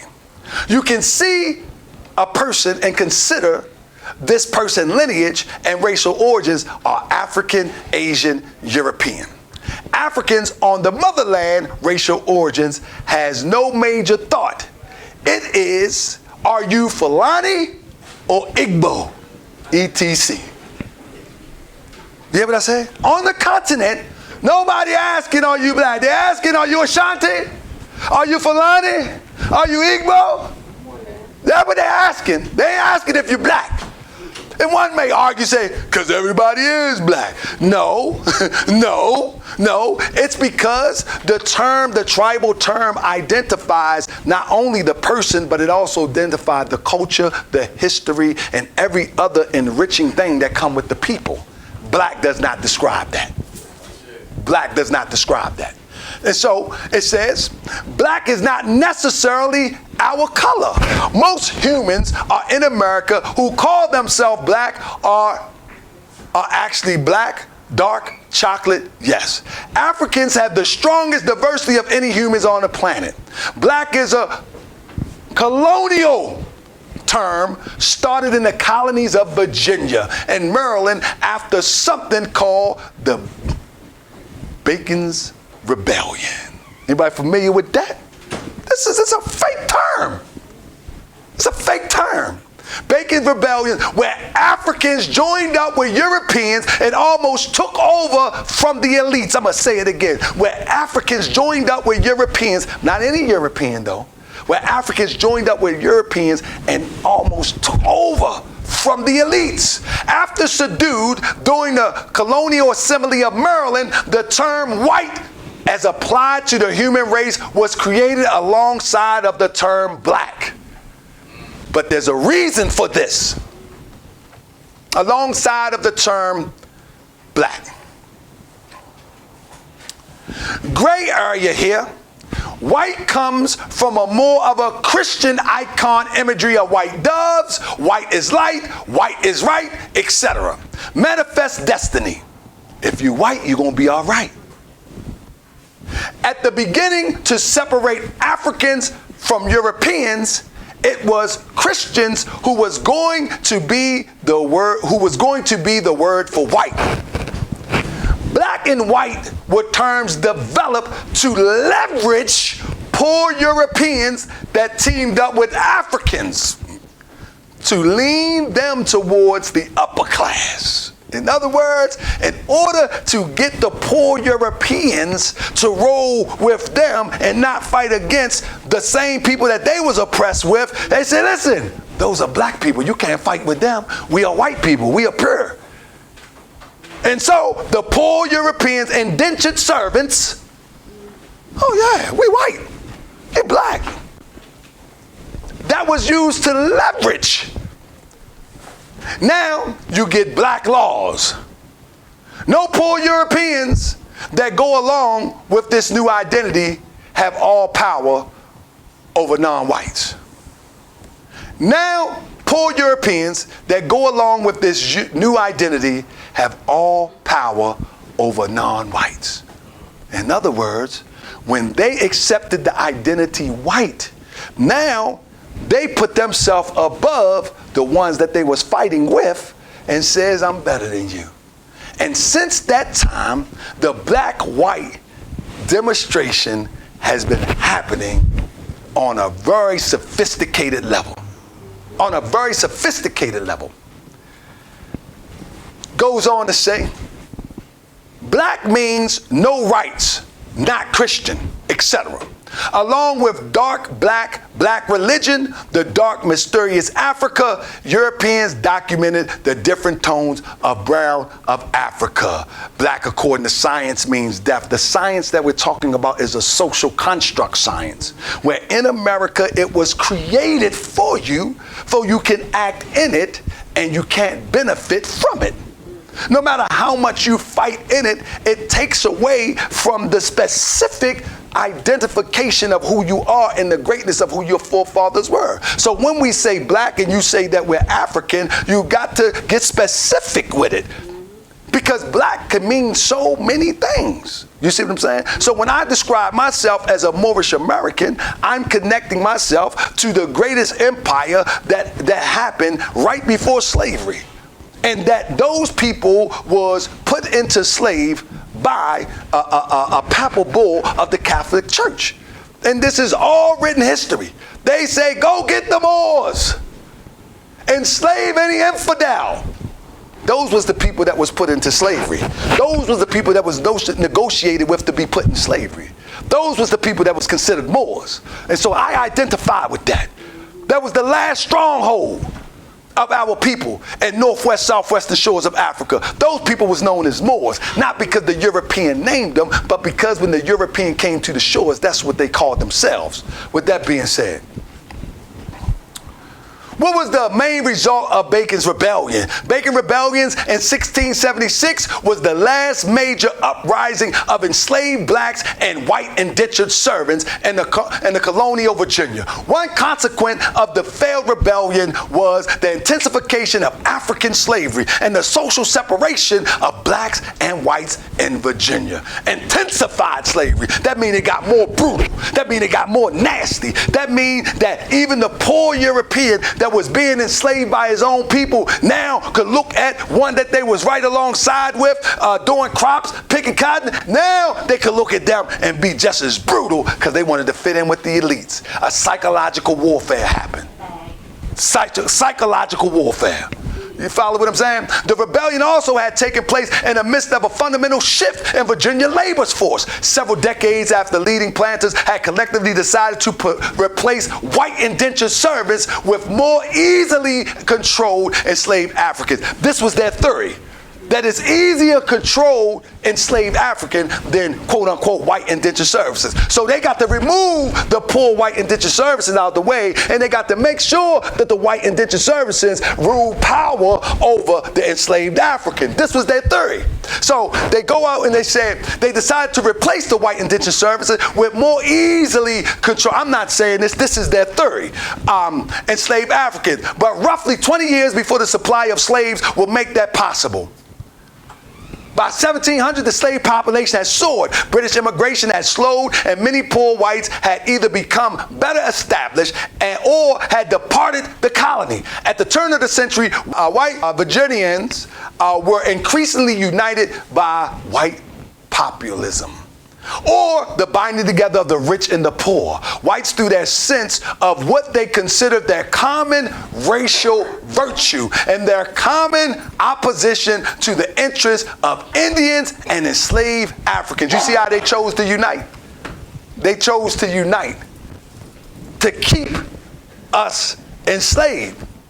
It goes on to say, thus Beacon rebellions was, as a writer puts it, a critical element in the origin of the Old South. And we're talking about the Old South. We're talking about the Jim Crow laws. We're talking about the laws where all the way up into the 60s where you had to drink from a black water fountain and a white water fountain. All of those laws came out of this. All of that 60s stuff, civil rights, they got all of that from this to separate the races. You see what I'm saying? To separate the races. Whether I don't argue whether they should or whether they should. We're talking about the brutality and the manipulation in order to keep a people enslaved by an artificial construct called white and black. Anybody in Baltimore know what that is? Can somebody speak up? What that is right there? Doc, what's that? A-Rabber. Something in our DNA associate ourselves with A-Rabbing. If y'all don't know what that is, we got these brothers. We don't see many no more. Got these carts full of fruits and vegetables, and they walk with their horse coming out of Pimlico most of the time, and they selling their fruits and vegetables. We call them A-Rabbers. Hence the name Arab. Black Arabs. The term Arab is believed to be derived from the 19th century slang, street Arabs. Arabing began in the 19th century when access to ships and stables made an accessible form of entrepreneurship. African American men entered the trade following the Civil War. Brightly pointed and artificially arranged Arab carts became a common sight in the streets of Baltimore. During World War I, the factory jobs opened to quote-unquote white laborers, leaving Arabing an almost entirely African-American vocation. By then, Arabing was already in decline, threatened by the expansion of supermarkets. And anyway, when we grew up, we had the fish man come with the fish truck. In Baltimore, they had the Arabs. You see what I'm saying? But don't it make you think that our people developed this out of all the words they could use to describe? They'd use Arabing. That's not a source. That's something to think about. Muhammad Sadiq Bey was an Egyptian officer and an engineer, photographed Mecca and Medina and the Hajj pilgrimage during his travels in official capacity as treasurer of Pilgrim's Caravan. During his first trip in 1861, he used a wet plate Colliden camera to take photographs. The reason why I'm about to point out Muhammad Sadiq Bey, because he came out of Egypt. And again, he's describing what he saw. Not because he's an authority, but he's only describing what he saw so he can report back. In 1861, Muhammad Sadiq Bey mentioned that the inhabitants of Medina as of dark, almost black complexion, although some was light skinned. Majority of Medina was dark. This is why on the map,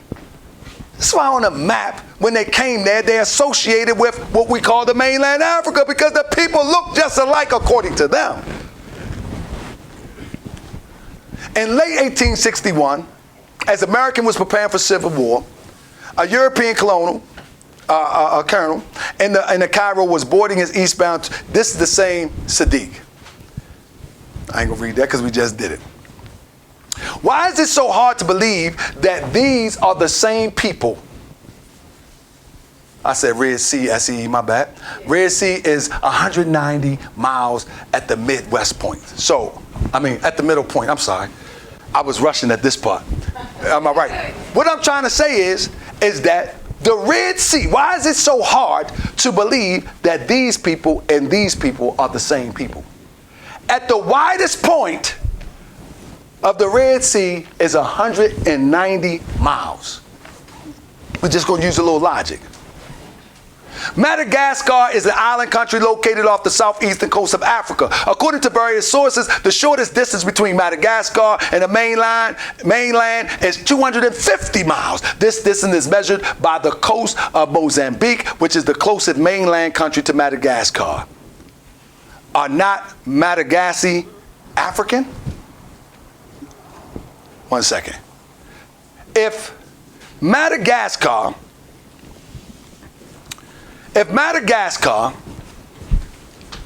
is 250 miles from the main line, the widest from Mecca or Saudi Arabia to Africa is 190 miles. Why would we think that this people is not them people, but say the Madagascar is African? The distance is longer. Who taught us to think this? This is illogical at best. This is out of the ocean. Who made us to think that this people up here closer to the people in Africa is not the same people, but the people that's out in the ocean is different than the people. I mean, it's the same as the people, and the distance is longer. That don't even work with logic. That don't work with logic. Somebody told us they was different. And the images that they give us, it reinforce the difference. But ain't no different. What happened is they have colonized Saudi Arabia. No different than they colonized America. They have colonized Mexico. They've colonized everywhere. They colonized these people. And the image that you see is the image that they want you to see.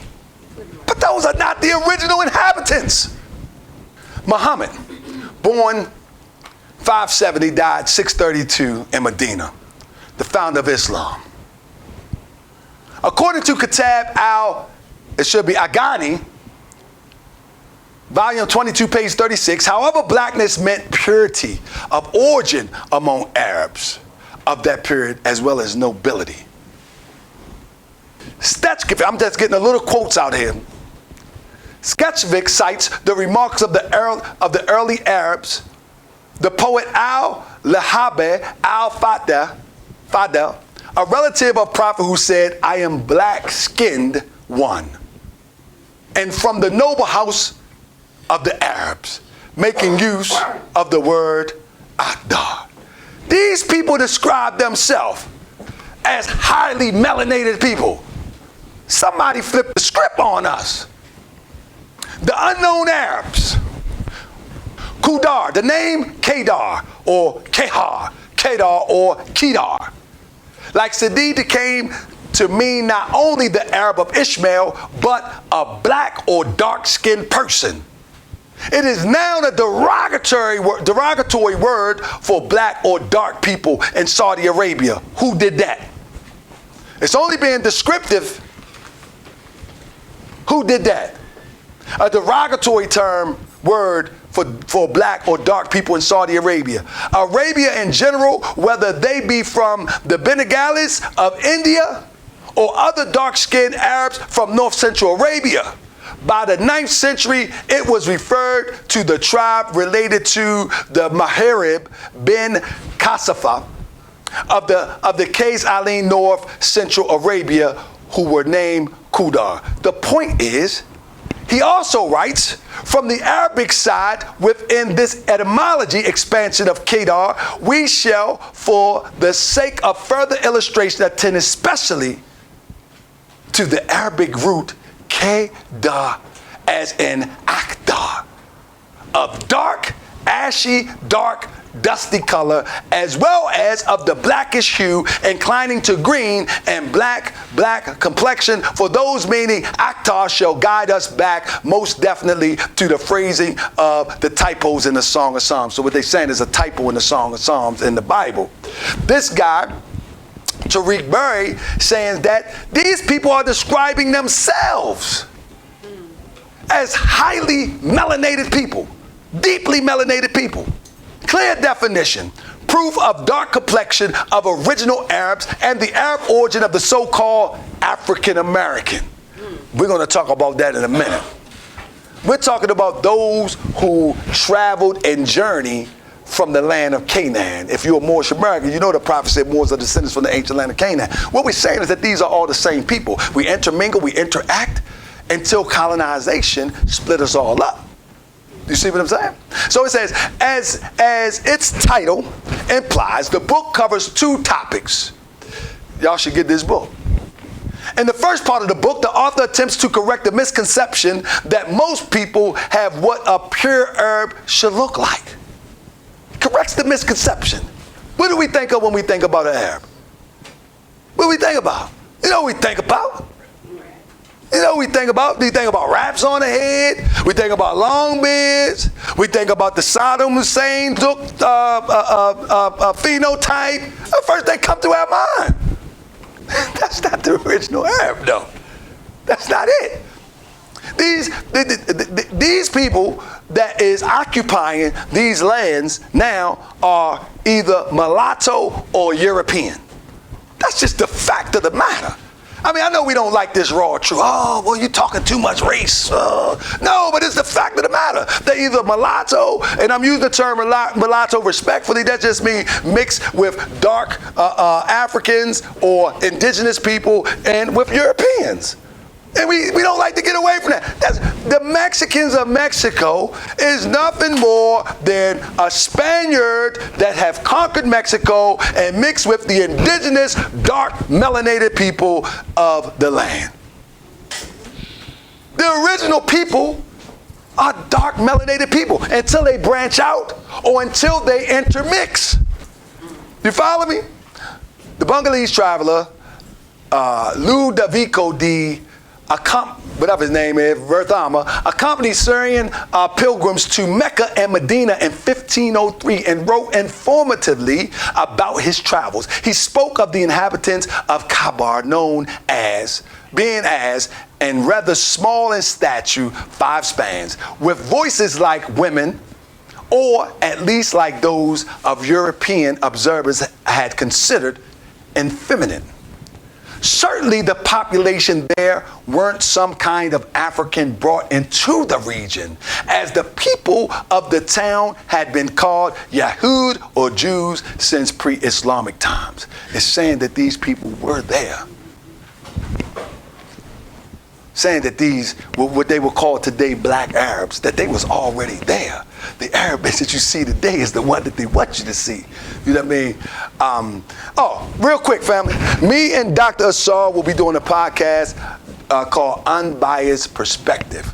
And I had to throw that in there because me and Dr. Asar can have, and that's Dr. Asar right there hosting this event, we can have disagreements and walk away and laugh. And I've never met somebody like this brother before. Normally when I have a disagreement with somebody, they want to come for my head. They want to fight me. They want to cuss me out. But Dr. Asar can laugh and we go to the next topic. You know what I'm saying? And so we decided that we're going to put our unbiased perspective to the table, and we hope that y'all tune in when we get to working on that after this event. Again, you know, I hope that we all can disagree and walk away as brothers and sisters at the end of the day, because the Negro problem is our problem. Ain't nobody else's. You know what I'm saying? When we look at the symbol of Islam, for example, the star and the crescent of Islam, that is not, one thing I like to make connection with is that Islam is not the originator of the star and crescent as a symbol of divinity. They're not the originator of that. Prophet Noble Drew Ali said we follow the old time religion. And we know we hear that in the Christian sense. But when the Prophet Noble Drew Ali uses the term old time religion, he's talking that we go before the period in which we were given. And so when we look at the moon or the star and the crescent that's used in Mecca, Europeans call it a pagan carving of the star and crescent. They call it a Luciferian symbol. But if that's the case, then in ancient Kemet it must be a Luciferian symbol too, because that's where Islam gets it from. That's where they get it from. They did not create the star and crescent as a symbol of divinity. And what I mean by divinity, that if a person wear a cross, you can make a cross today or tomorrow, but you can't put a star and a crescent in the sky. So that's a symbol. That's a symbol of the power of the universal creator that can sit that in the sky. You can't do that. You can make a cross all day, but you can't do that. So that's just a symbol of that. And our people has always venerated that, as you see on the walls of ancient Kemet. On the walls of ancient Kemet. That's the same star and the crescent. When we talk about Islam and we say Islam believes in the unity or the one God, that's not original to Islam. The original teacher of the one God is Akhenaten. And everything in Islam you can find derives from Akhenaten for the most part. When people say that Muhammad went into a cave and he spoke to an angel, I get all that. That's cool. I don't believe in spookism. I know that this man was learned, that this man was taught, that this man was a trader, that he traded all throughout the Mediterranean, even to the far. I already know that. And in these trading routes, he gained some knowledge. So it wouldn't surprise me as he come into Mecca and said, there's only one God. And he used the language in which they identify or spoke at that time, which was Arabic, and said the one God is Allah, get rid of the idols. Isn't that what Akhenaten did? Is that what Akhenaten did? Akhenaten did that in Egypt. There's one God, get rid of the idols, this it. I ain't even gonna read that.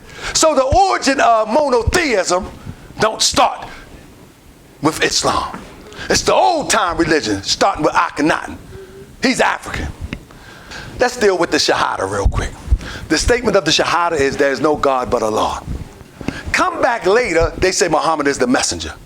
Now, Muhammad came to establish, which is the one God thing, and Allah has no partners.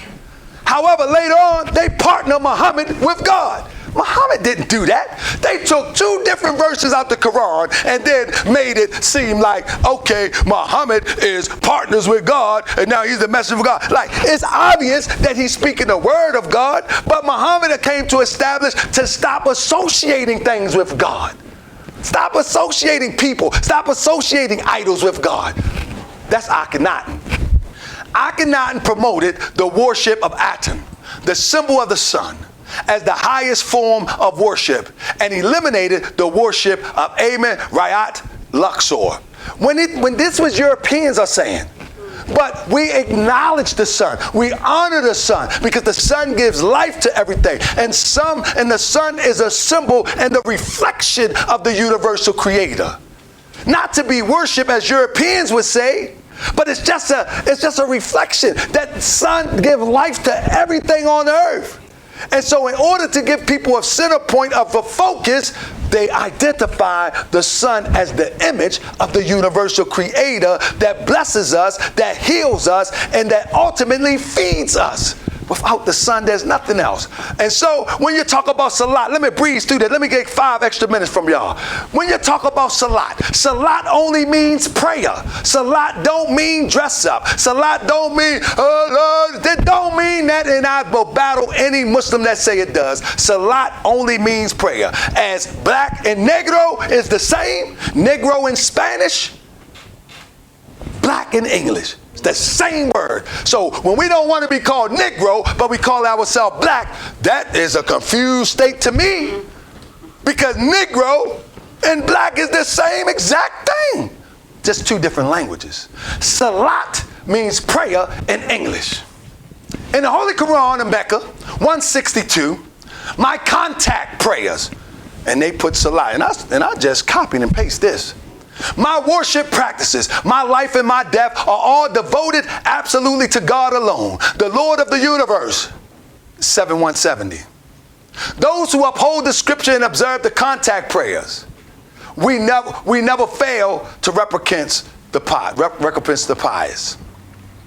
Worship, don't that look like a Muslim? Worship scene.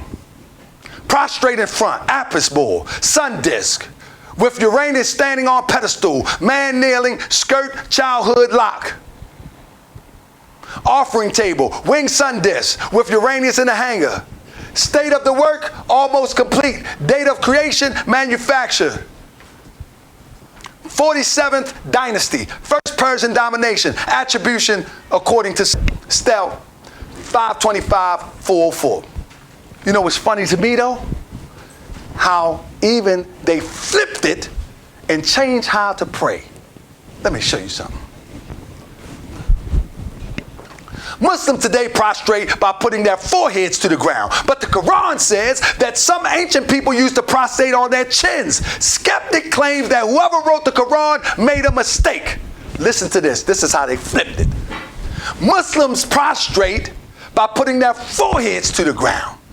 But the Quran says that some ancient people used to prostrate on their chins. Skeptic claimed that whoever wrote the Quran made a mistake. Prostration was always made on the forehead, never on the chins. Today, and I'm going to use the term Egyptologists, found evidence that the ancient priests prostrated on their chins. See how they flipped it? The European, Arab, they flipped it and made it something else so it can be a disconnect with our ancestors.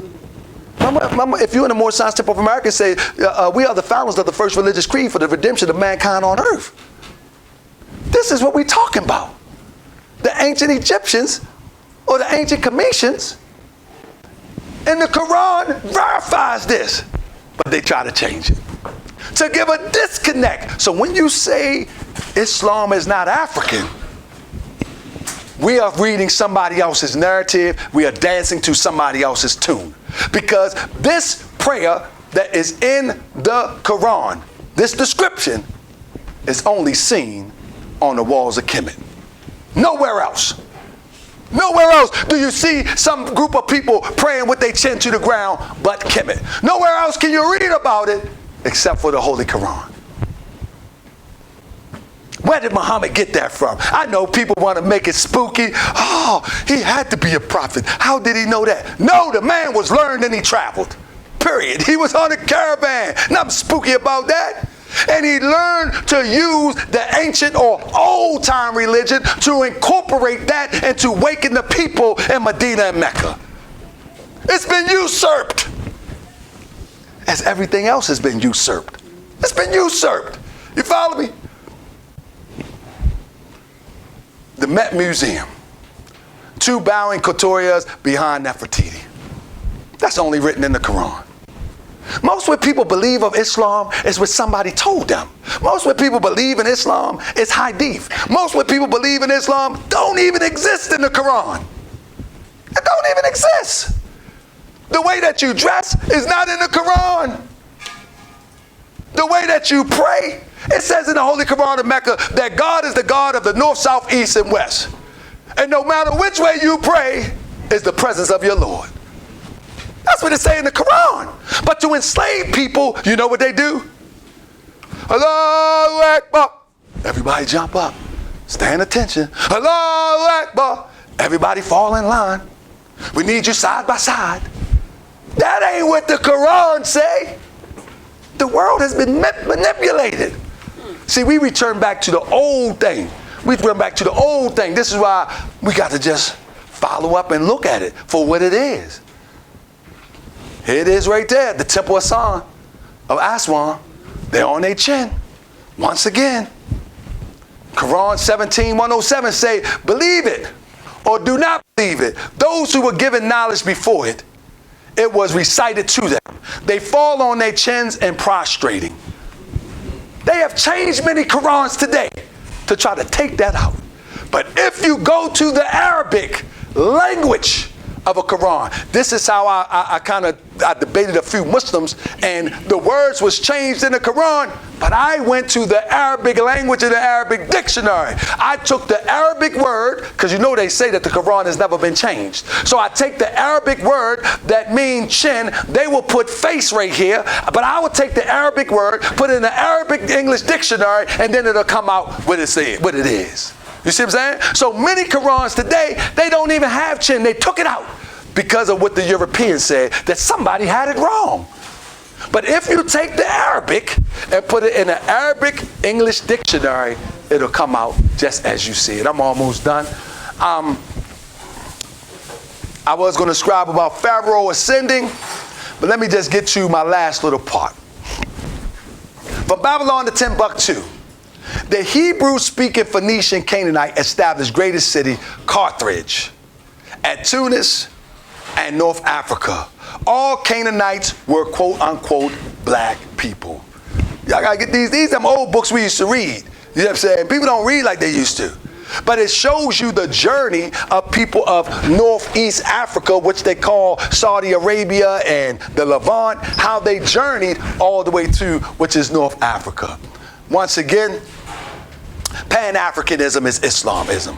And when I say Pan-Africanism is Islamism, Islamism is a political form of Islam that unites people with a common oppressor, a common theme, and a common ideal. The common theme is the ideal of how to get out of the oppression.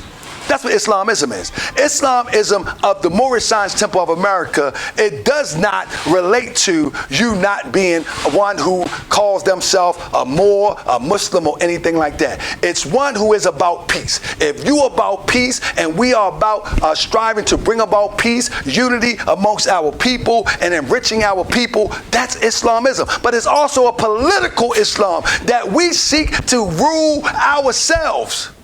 We seek to govern ourselves. That's Islamism. Islamism has always been at the root of political activism in North Africa and around the world. So Islamism and Pan-Africanism is actually the same thing.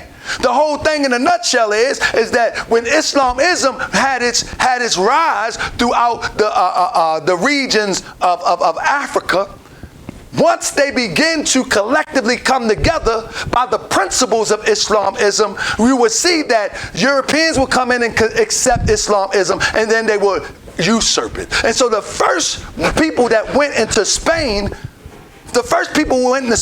was dark-skinned black Moors. Once Spain was conquered, and I say conquered in such a way that there was the Black Plague going on. There were so many diseases. They didn't want that stuff to flow into Africa. And so when they conquered in Spain, right, the next influx, guess what it was?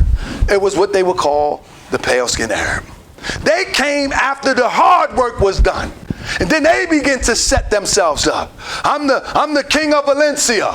I'm the Sultan of Granada. But after the hard work was done by the Northwest Africans, the real black Africans, after that was done, then the pale Arab came in. And so now you see the paintings and say the Moors, they just pale Arabs. Usurping again. So when I say Pan-Africanism is Islamism, notice I use the whole original landmass that was considered when they first came to the landmass. There is no Pan-Africanism without Islam influence. I say it again. I say that boldly. There is none. There is none. Deuce Muhammad Ali, Life and Times, aims to expose the melee from and which particular Pan-Africanists emerged, and thereby also show other dimensions of Pan-Africanism in 1945. I want to go fast real quick. What I'm saying is that there's many people that participated in Pan-Africanism that was Muslims, and these Muslims of whichever persuasion was very impactful. Very, very impactful. You know what I'm saying? I know this my bro, man. This better be your man. You don't mess with Blyden? I'll just message. But Blyden has been regarded to some, don't quote me, to some as the father of Pan-Africanism. Let me drop all the way down. I'm not saying I agree or disagree. I'm just saying that some of the thoughts of those that practice the ideal of Pan-Africanism also shared thoughts like this. He thought Islam was more authentically African as it has been brought to the sub-Saharan area by people from North Africa. Whether it's true or false is neither here nor there. The point I'm saying is he's known as a Pan-Africanist.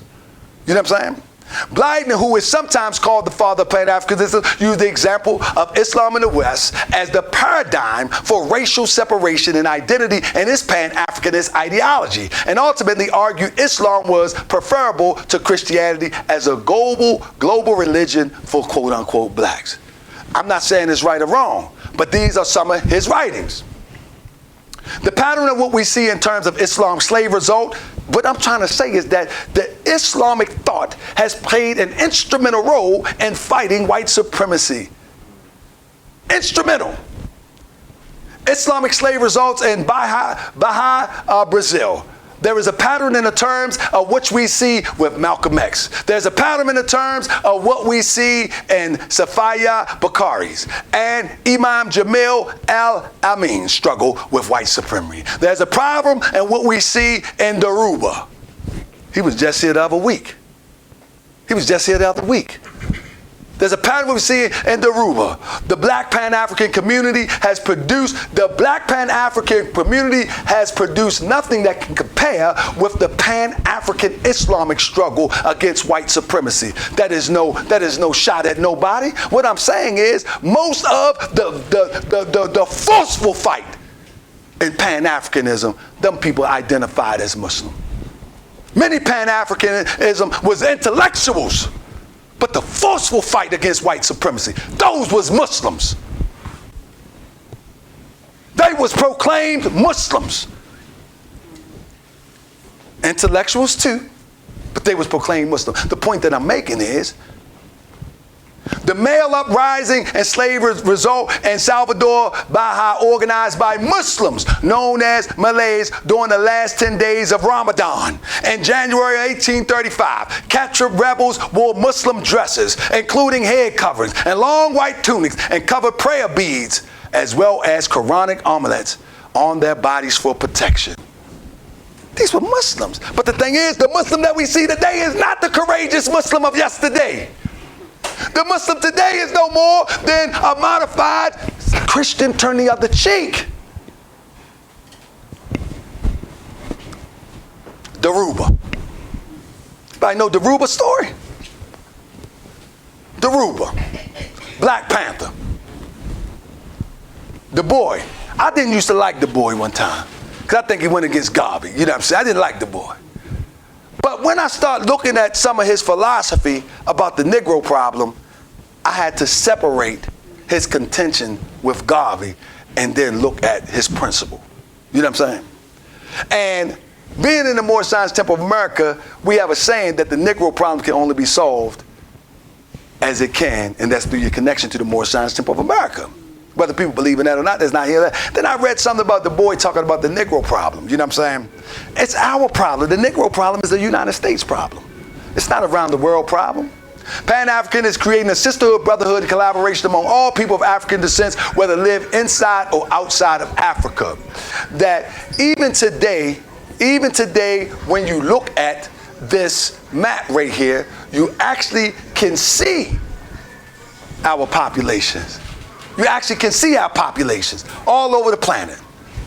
Pan-African movement is dedicated to establishing independence for African nations and cultivating unity among black people throughout the world. Isn't that what Islamism was doing? Isn't that what Islamism all about? It's unity with people of peace. The Quraysh people, that's who Muhammad come from. The point that I'm making is that the narrative is that Islam is not African, when Islam is every sense of the word, but it's been usurped like everything else. Borders have been usurped, the science have been usurped, and we as a people don't know which way is up, which way is down, which way is around. And not only us as a people, but the whole world been in a shuffled card deck. The whole world. Europeans run around calling themselves white, which is an artificial construct. We run around calling ourselves black, which is an artificial construct. But at the end of the day, Europeans, they might be from Italy. One might be from Poland. One might be from the Netherlands. And that's how they identify themselves, from the land in which they come and the community in which they spring from. We as a people, I just said how many countries in Africa, and we run around calling ourselves black with a wide brush because we don't know who we are. And when you don't know who you are, you probably be the most dangerous person on the planet Earth. Because now you're swinging in the dark. You're grabbing hope over here to build your esteem. You're grabbing hope over here to build your confidence. And when we're talking about the African person in America building their confidence, they'll grab stuff from the Fulani, they'll grab something from the Igbo, they'll grab all the stuff from Egypt, all the high sciences. But when you talk about an African washing his face with, excuse my expression, with cow pee, they don't want to do that part though. When you're talking about an African shooting a cow in the neck and drinking the blood, they don't want to do that part though. But they want to do the part where the high sciences describe themselves in that high sciences. And that's not fair. What's fair is identify yourself by who your forefathers were. And you see your greatness in them, and now you got a measure to reach for. But when you just start picking for straws, from this day you might do this, that day you might do that, the next day you might do this. So in the Moorish Science Temple we have a criteria. The criteria is the Moors was the greatest civilization that happened right before slavery.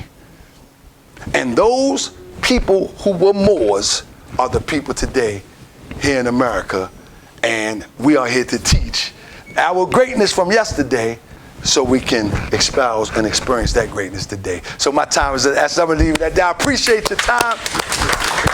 I told you, Doc, I had so many slides, but I hope I made my point. Did I confuse anybody? I don't want to keep y'all long, but Doc said y'all might want to ask a few questions or something.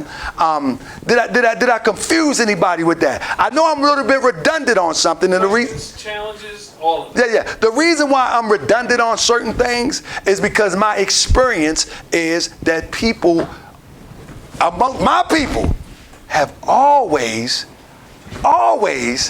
made what I have found that makes me a better person. They have always tried to demonize it, make it illogical and unreasonable, as if I'm some cult follower. I'm nowhere near it. Nowhere near it. I follow the raw truth as I can discover it from research and application. That's it. And if it's not practical and logical, I'm throwing it out the window. Because usually it's some culture or custom, and custom don't alter the nature of truth. I don't need no mic. Give the brother a round of applause, y'all. Doc, you don't need no mic. Awesome. Great job. Great job, brother, to talk. Anybody have any questions, comments, concerns, challenges? I can't do the Jared Ball thing. He'd be like, cacophonies, capitulations. Y'all don't have no challenges? Questions? This is talking about Islam, man. That's the most controversial. I'm the most controversial person that speaks of Islam on the planet. You gotta have a challenge. You scared him? We Look, he's safe. I trust him. Come on. You got something, brother. I see it in your eyes. Yeah, you got something. No, I can't hear. Give him some affirmation then. So, who want to give the brother some affirmation? Oh, go ahead, brother. Oh, you got it. All right. So back to the original question, what do people mean when they say that is an African? Absolutely.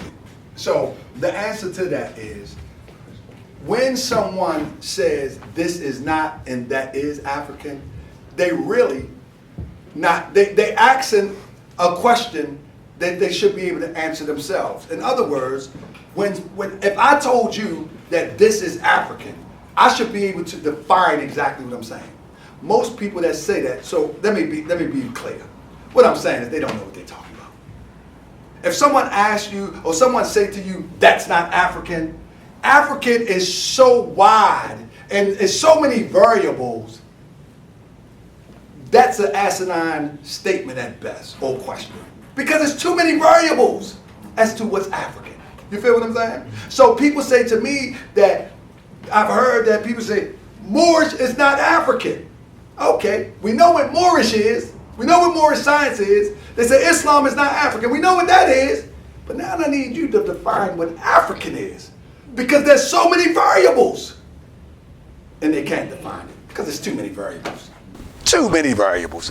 3,000 languages, 2,000 dialects, 54 countries, unnumbered tribes. Too many variables. So it would be dependent on what the person thinks about African.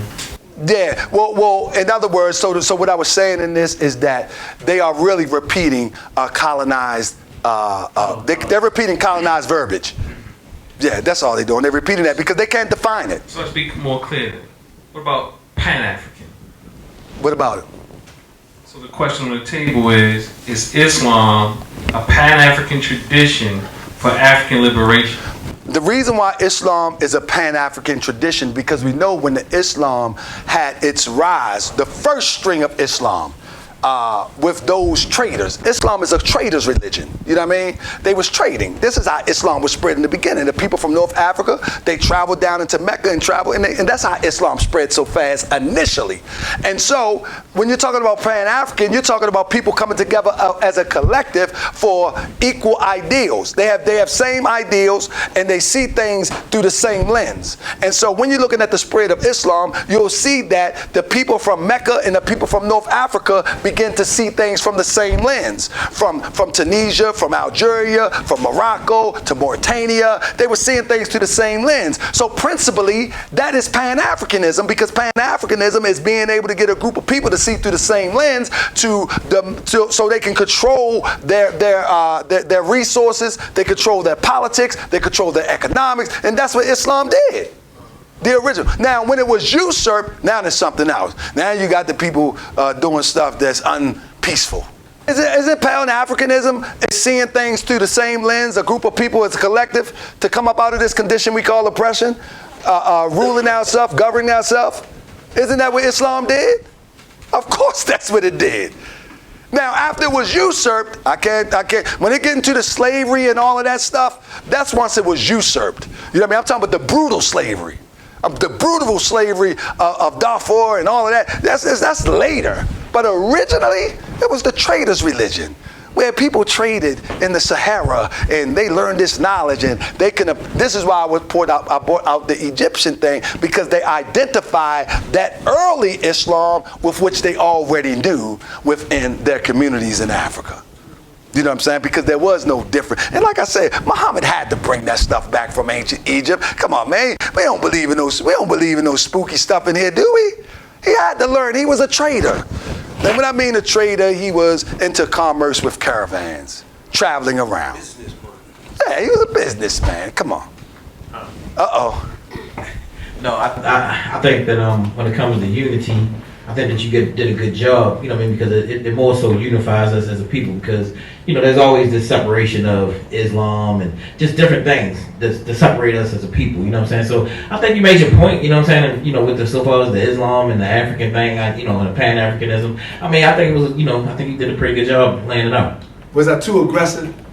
You're always aggressive. You know what I mean? You Taharka Bey, man. You know what I mean? You're excited, you're aggressive, you know what I mean? That's what you do, man. You know, no, I appreciate it, you know, Man, thank you for coming, Brother Jabari. And Brother Jabari, I respect his opinion so much, just like my brother here with the fez on, Rockman Bay. I respect his opinion so much because Brother Jabari has been bringing lectures, man, as long as I can remember, to Baltimore. Brother, I don't want to call you no boy in the room, but brother, you look like you was a little boy when you started doing lectures. You ever see them old pictures, man? I look at the old pictures, but he's been doing this for a long time, and so I'm glad. And we're trying to build up the lecture. We don't have a whole bunch of people in the room, but he was one that was to fill big rooms until, you know, COVID came, the economy changed, and so, you know, and we're going to try to change that here in Baltimore. So I really appreciate your assessment. Thank you, brother. Come on, my elder, Baba. Come on, brother. Now, Baba Asar is Dr. Asar's father. Me and Baba Asar will go toe to toe. We even debated. And that debate was classic. And so, bro, I really want your opinion. Since you said that, I just want to say welcome home. I see you made your 360 degrees. Baba, I'm still I can't win with you, brother. Honestly though, you did an excellent job, I think, for real, because the maps and everything geographically have been changed, you know, and how can we let lines divide us? You know, that's division. So the European or whatever you want to say colonize us and drew the lines in between, and then the line like Haiti and Dominican Republic. You see what I'm saying? That's like right. You say right across the water from each other. It's not logical, even when you say it like that. So don't let lines define us. Right. We all are one. Ashe? Ashe. Thank you. Thank you. And again, I want to give a special thank you to our friends coming from Mississippi. You know, it's kind of hard to hear such a strong, loud, cultural lecture right here, and you can sit right through it. But I really am appreciative of y'all taking the time, Miss Ann. Thank you for all the support for Moorish World TV. She watches Moorish World TV and support Moorish World TV. I'm telling you, she remind me of Mr. Joe and who Mr. Joe's wife. on the bus? Miss Murphy, yes. I mean, just so sweet and so gracious. And I just want to thank you. And I really, really want to say, family, this is what it's about when it comes to information. Everybody should be able to embrace information regardless of class, creed, or culture, or even sexual preference. You know what I'm saying? We need to get out of that space too, where we are so crazy about what somebody else do on their own time. So I just want to give them a round of applause. I want to give Sister Awanasa Bey up for applause for coming. Brother, I need him to say something, Doc, before we go. Brother Rockman Bey coming from Atlanta, Georgia. Brother, I want to hear what you have to say, brother, because he's been around quite some time, and I am real. My lectures are really, should I say, it's not only aggressive, but it's real challenging, and sometimes it's hard to digest for the first time. And so he's a real humble brother, and for years he talked to me before he joined the temple, and then he just say, okay, I'm going with it. So I want to hear what the brother had to say about this. Islam, I rise this day giving all praises to Allah and honors to his prophet Drew Ali, and it was a great demonstration. I would like to just add to it that Akhenaten was just one of those prophets that came and resurrected Islam, but Islam predates Akhenaten. Absolutely. You know, it goes back to the first man. Absolutely. You know, Islam is the oneness of God and man. So, you know, it predates Akhenaten. Akhenaten was a prophet, just like how the first man was a prophet, just like how Muhammad became a prophet, just like how Buddha. So he was just one of those stalwart brothers who brought us back to our senses. Besides that, it was great. Thank you, brother. I appreciate you. I appreciate you, brother. But thank you again for joining me. Anything else, Doc? What about you, Doc? Oh, man. Doc, we talk a lot, Doc. Come on, Doc. I need your critique. Critique? Yeah. I got it waiting for you on the other side. No, awesome job. I echo what Brother Jabari said. I think you did an awesome job. That's what I can say. Now, I'm gonna have to fact check. No, no, you can though. You got the slides. I'm a fact check. No, but no, definitely. I know a lot of the information, not all the information, but the information that I did know, I know was right and exact. So I'm assuming that the rest of the information is also right and exact. So what I want to do is give you credence for your research ability. You know, because I know a lot of times people see you on Morris World TV, but I want us to give our brother a round of applause again for his scholastic, cultural, ethnic, and religious research.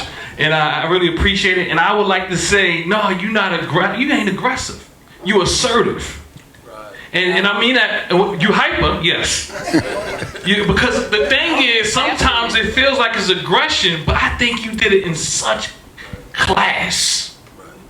I mean, you might feel like when you get a little passionate that it was aggressive. It was assertive. It was even respectful, and it was very classy. So thank you for coming. I appreciate that. And let me say, I really honor his opinion, because I call him the Prince of Peace.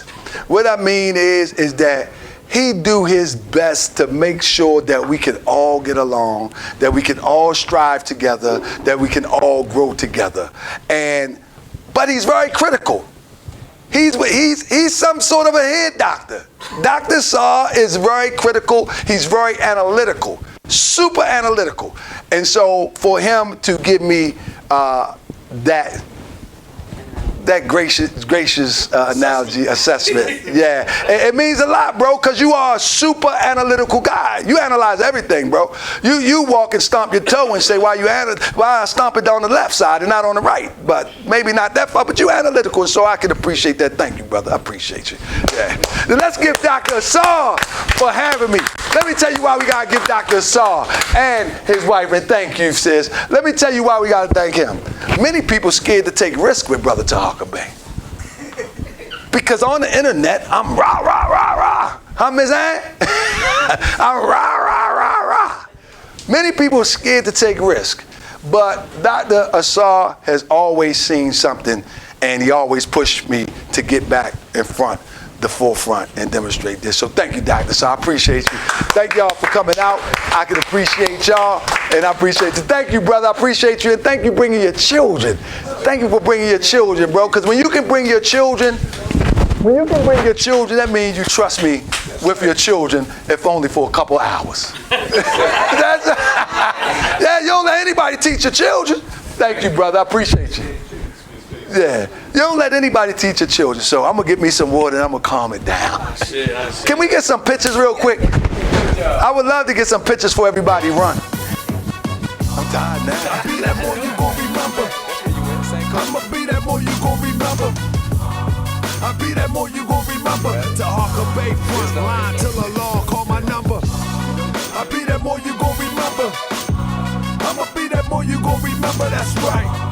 I'll be that more you gon' remember. Taharka Bey front line till the law call my number. You a friend of the Moors, then you's a friend of mine. I was told to watch my enemies, now hold my line. Those that speak against the prophet, they speak against me. And I'm speaking about the prophet over true eyes. Who was the first? Fighting and proud, you're gonna get your mind back. When you claim you're proud, you're gonna get your mind back. Fighting and proud, fighting and proud. Claim you're African, fighting and proud. I'm telling you, when you claim you're African, you're gonna get your mind back. Fighting and proud. Claim you're African, fighting and proud. I'm telling you, when you claim you're African, you're gonna get your mind back. Fighting and proud. Claim you're African, fighting and proud. I'm telling you, become a part of it. Embrace it. Become a part of it. Embrace it. Become a part of it. Embrace it.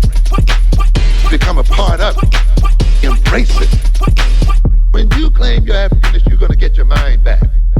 Fighting and proud. Claim you're African. Fighting and proud. I'm telling you. When you claim you're African, you're gonna get your mind back. Fighting and proud. Claim you're African. Fighting and proud. I'm telling you.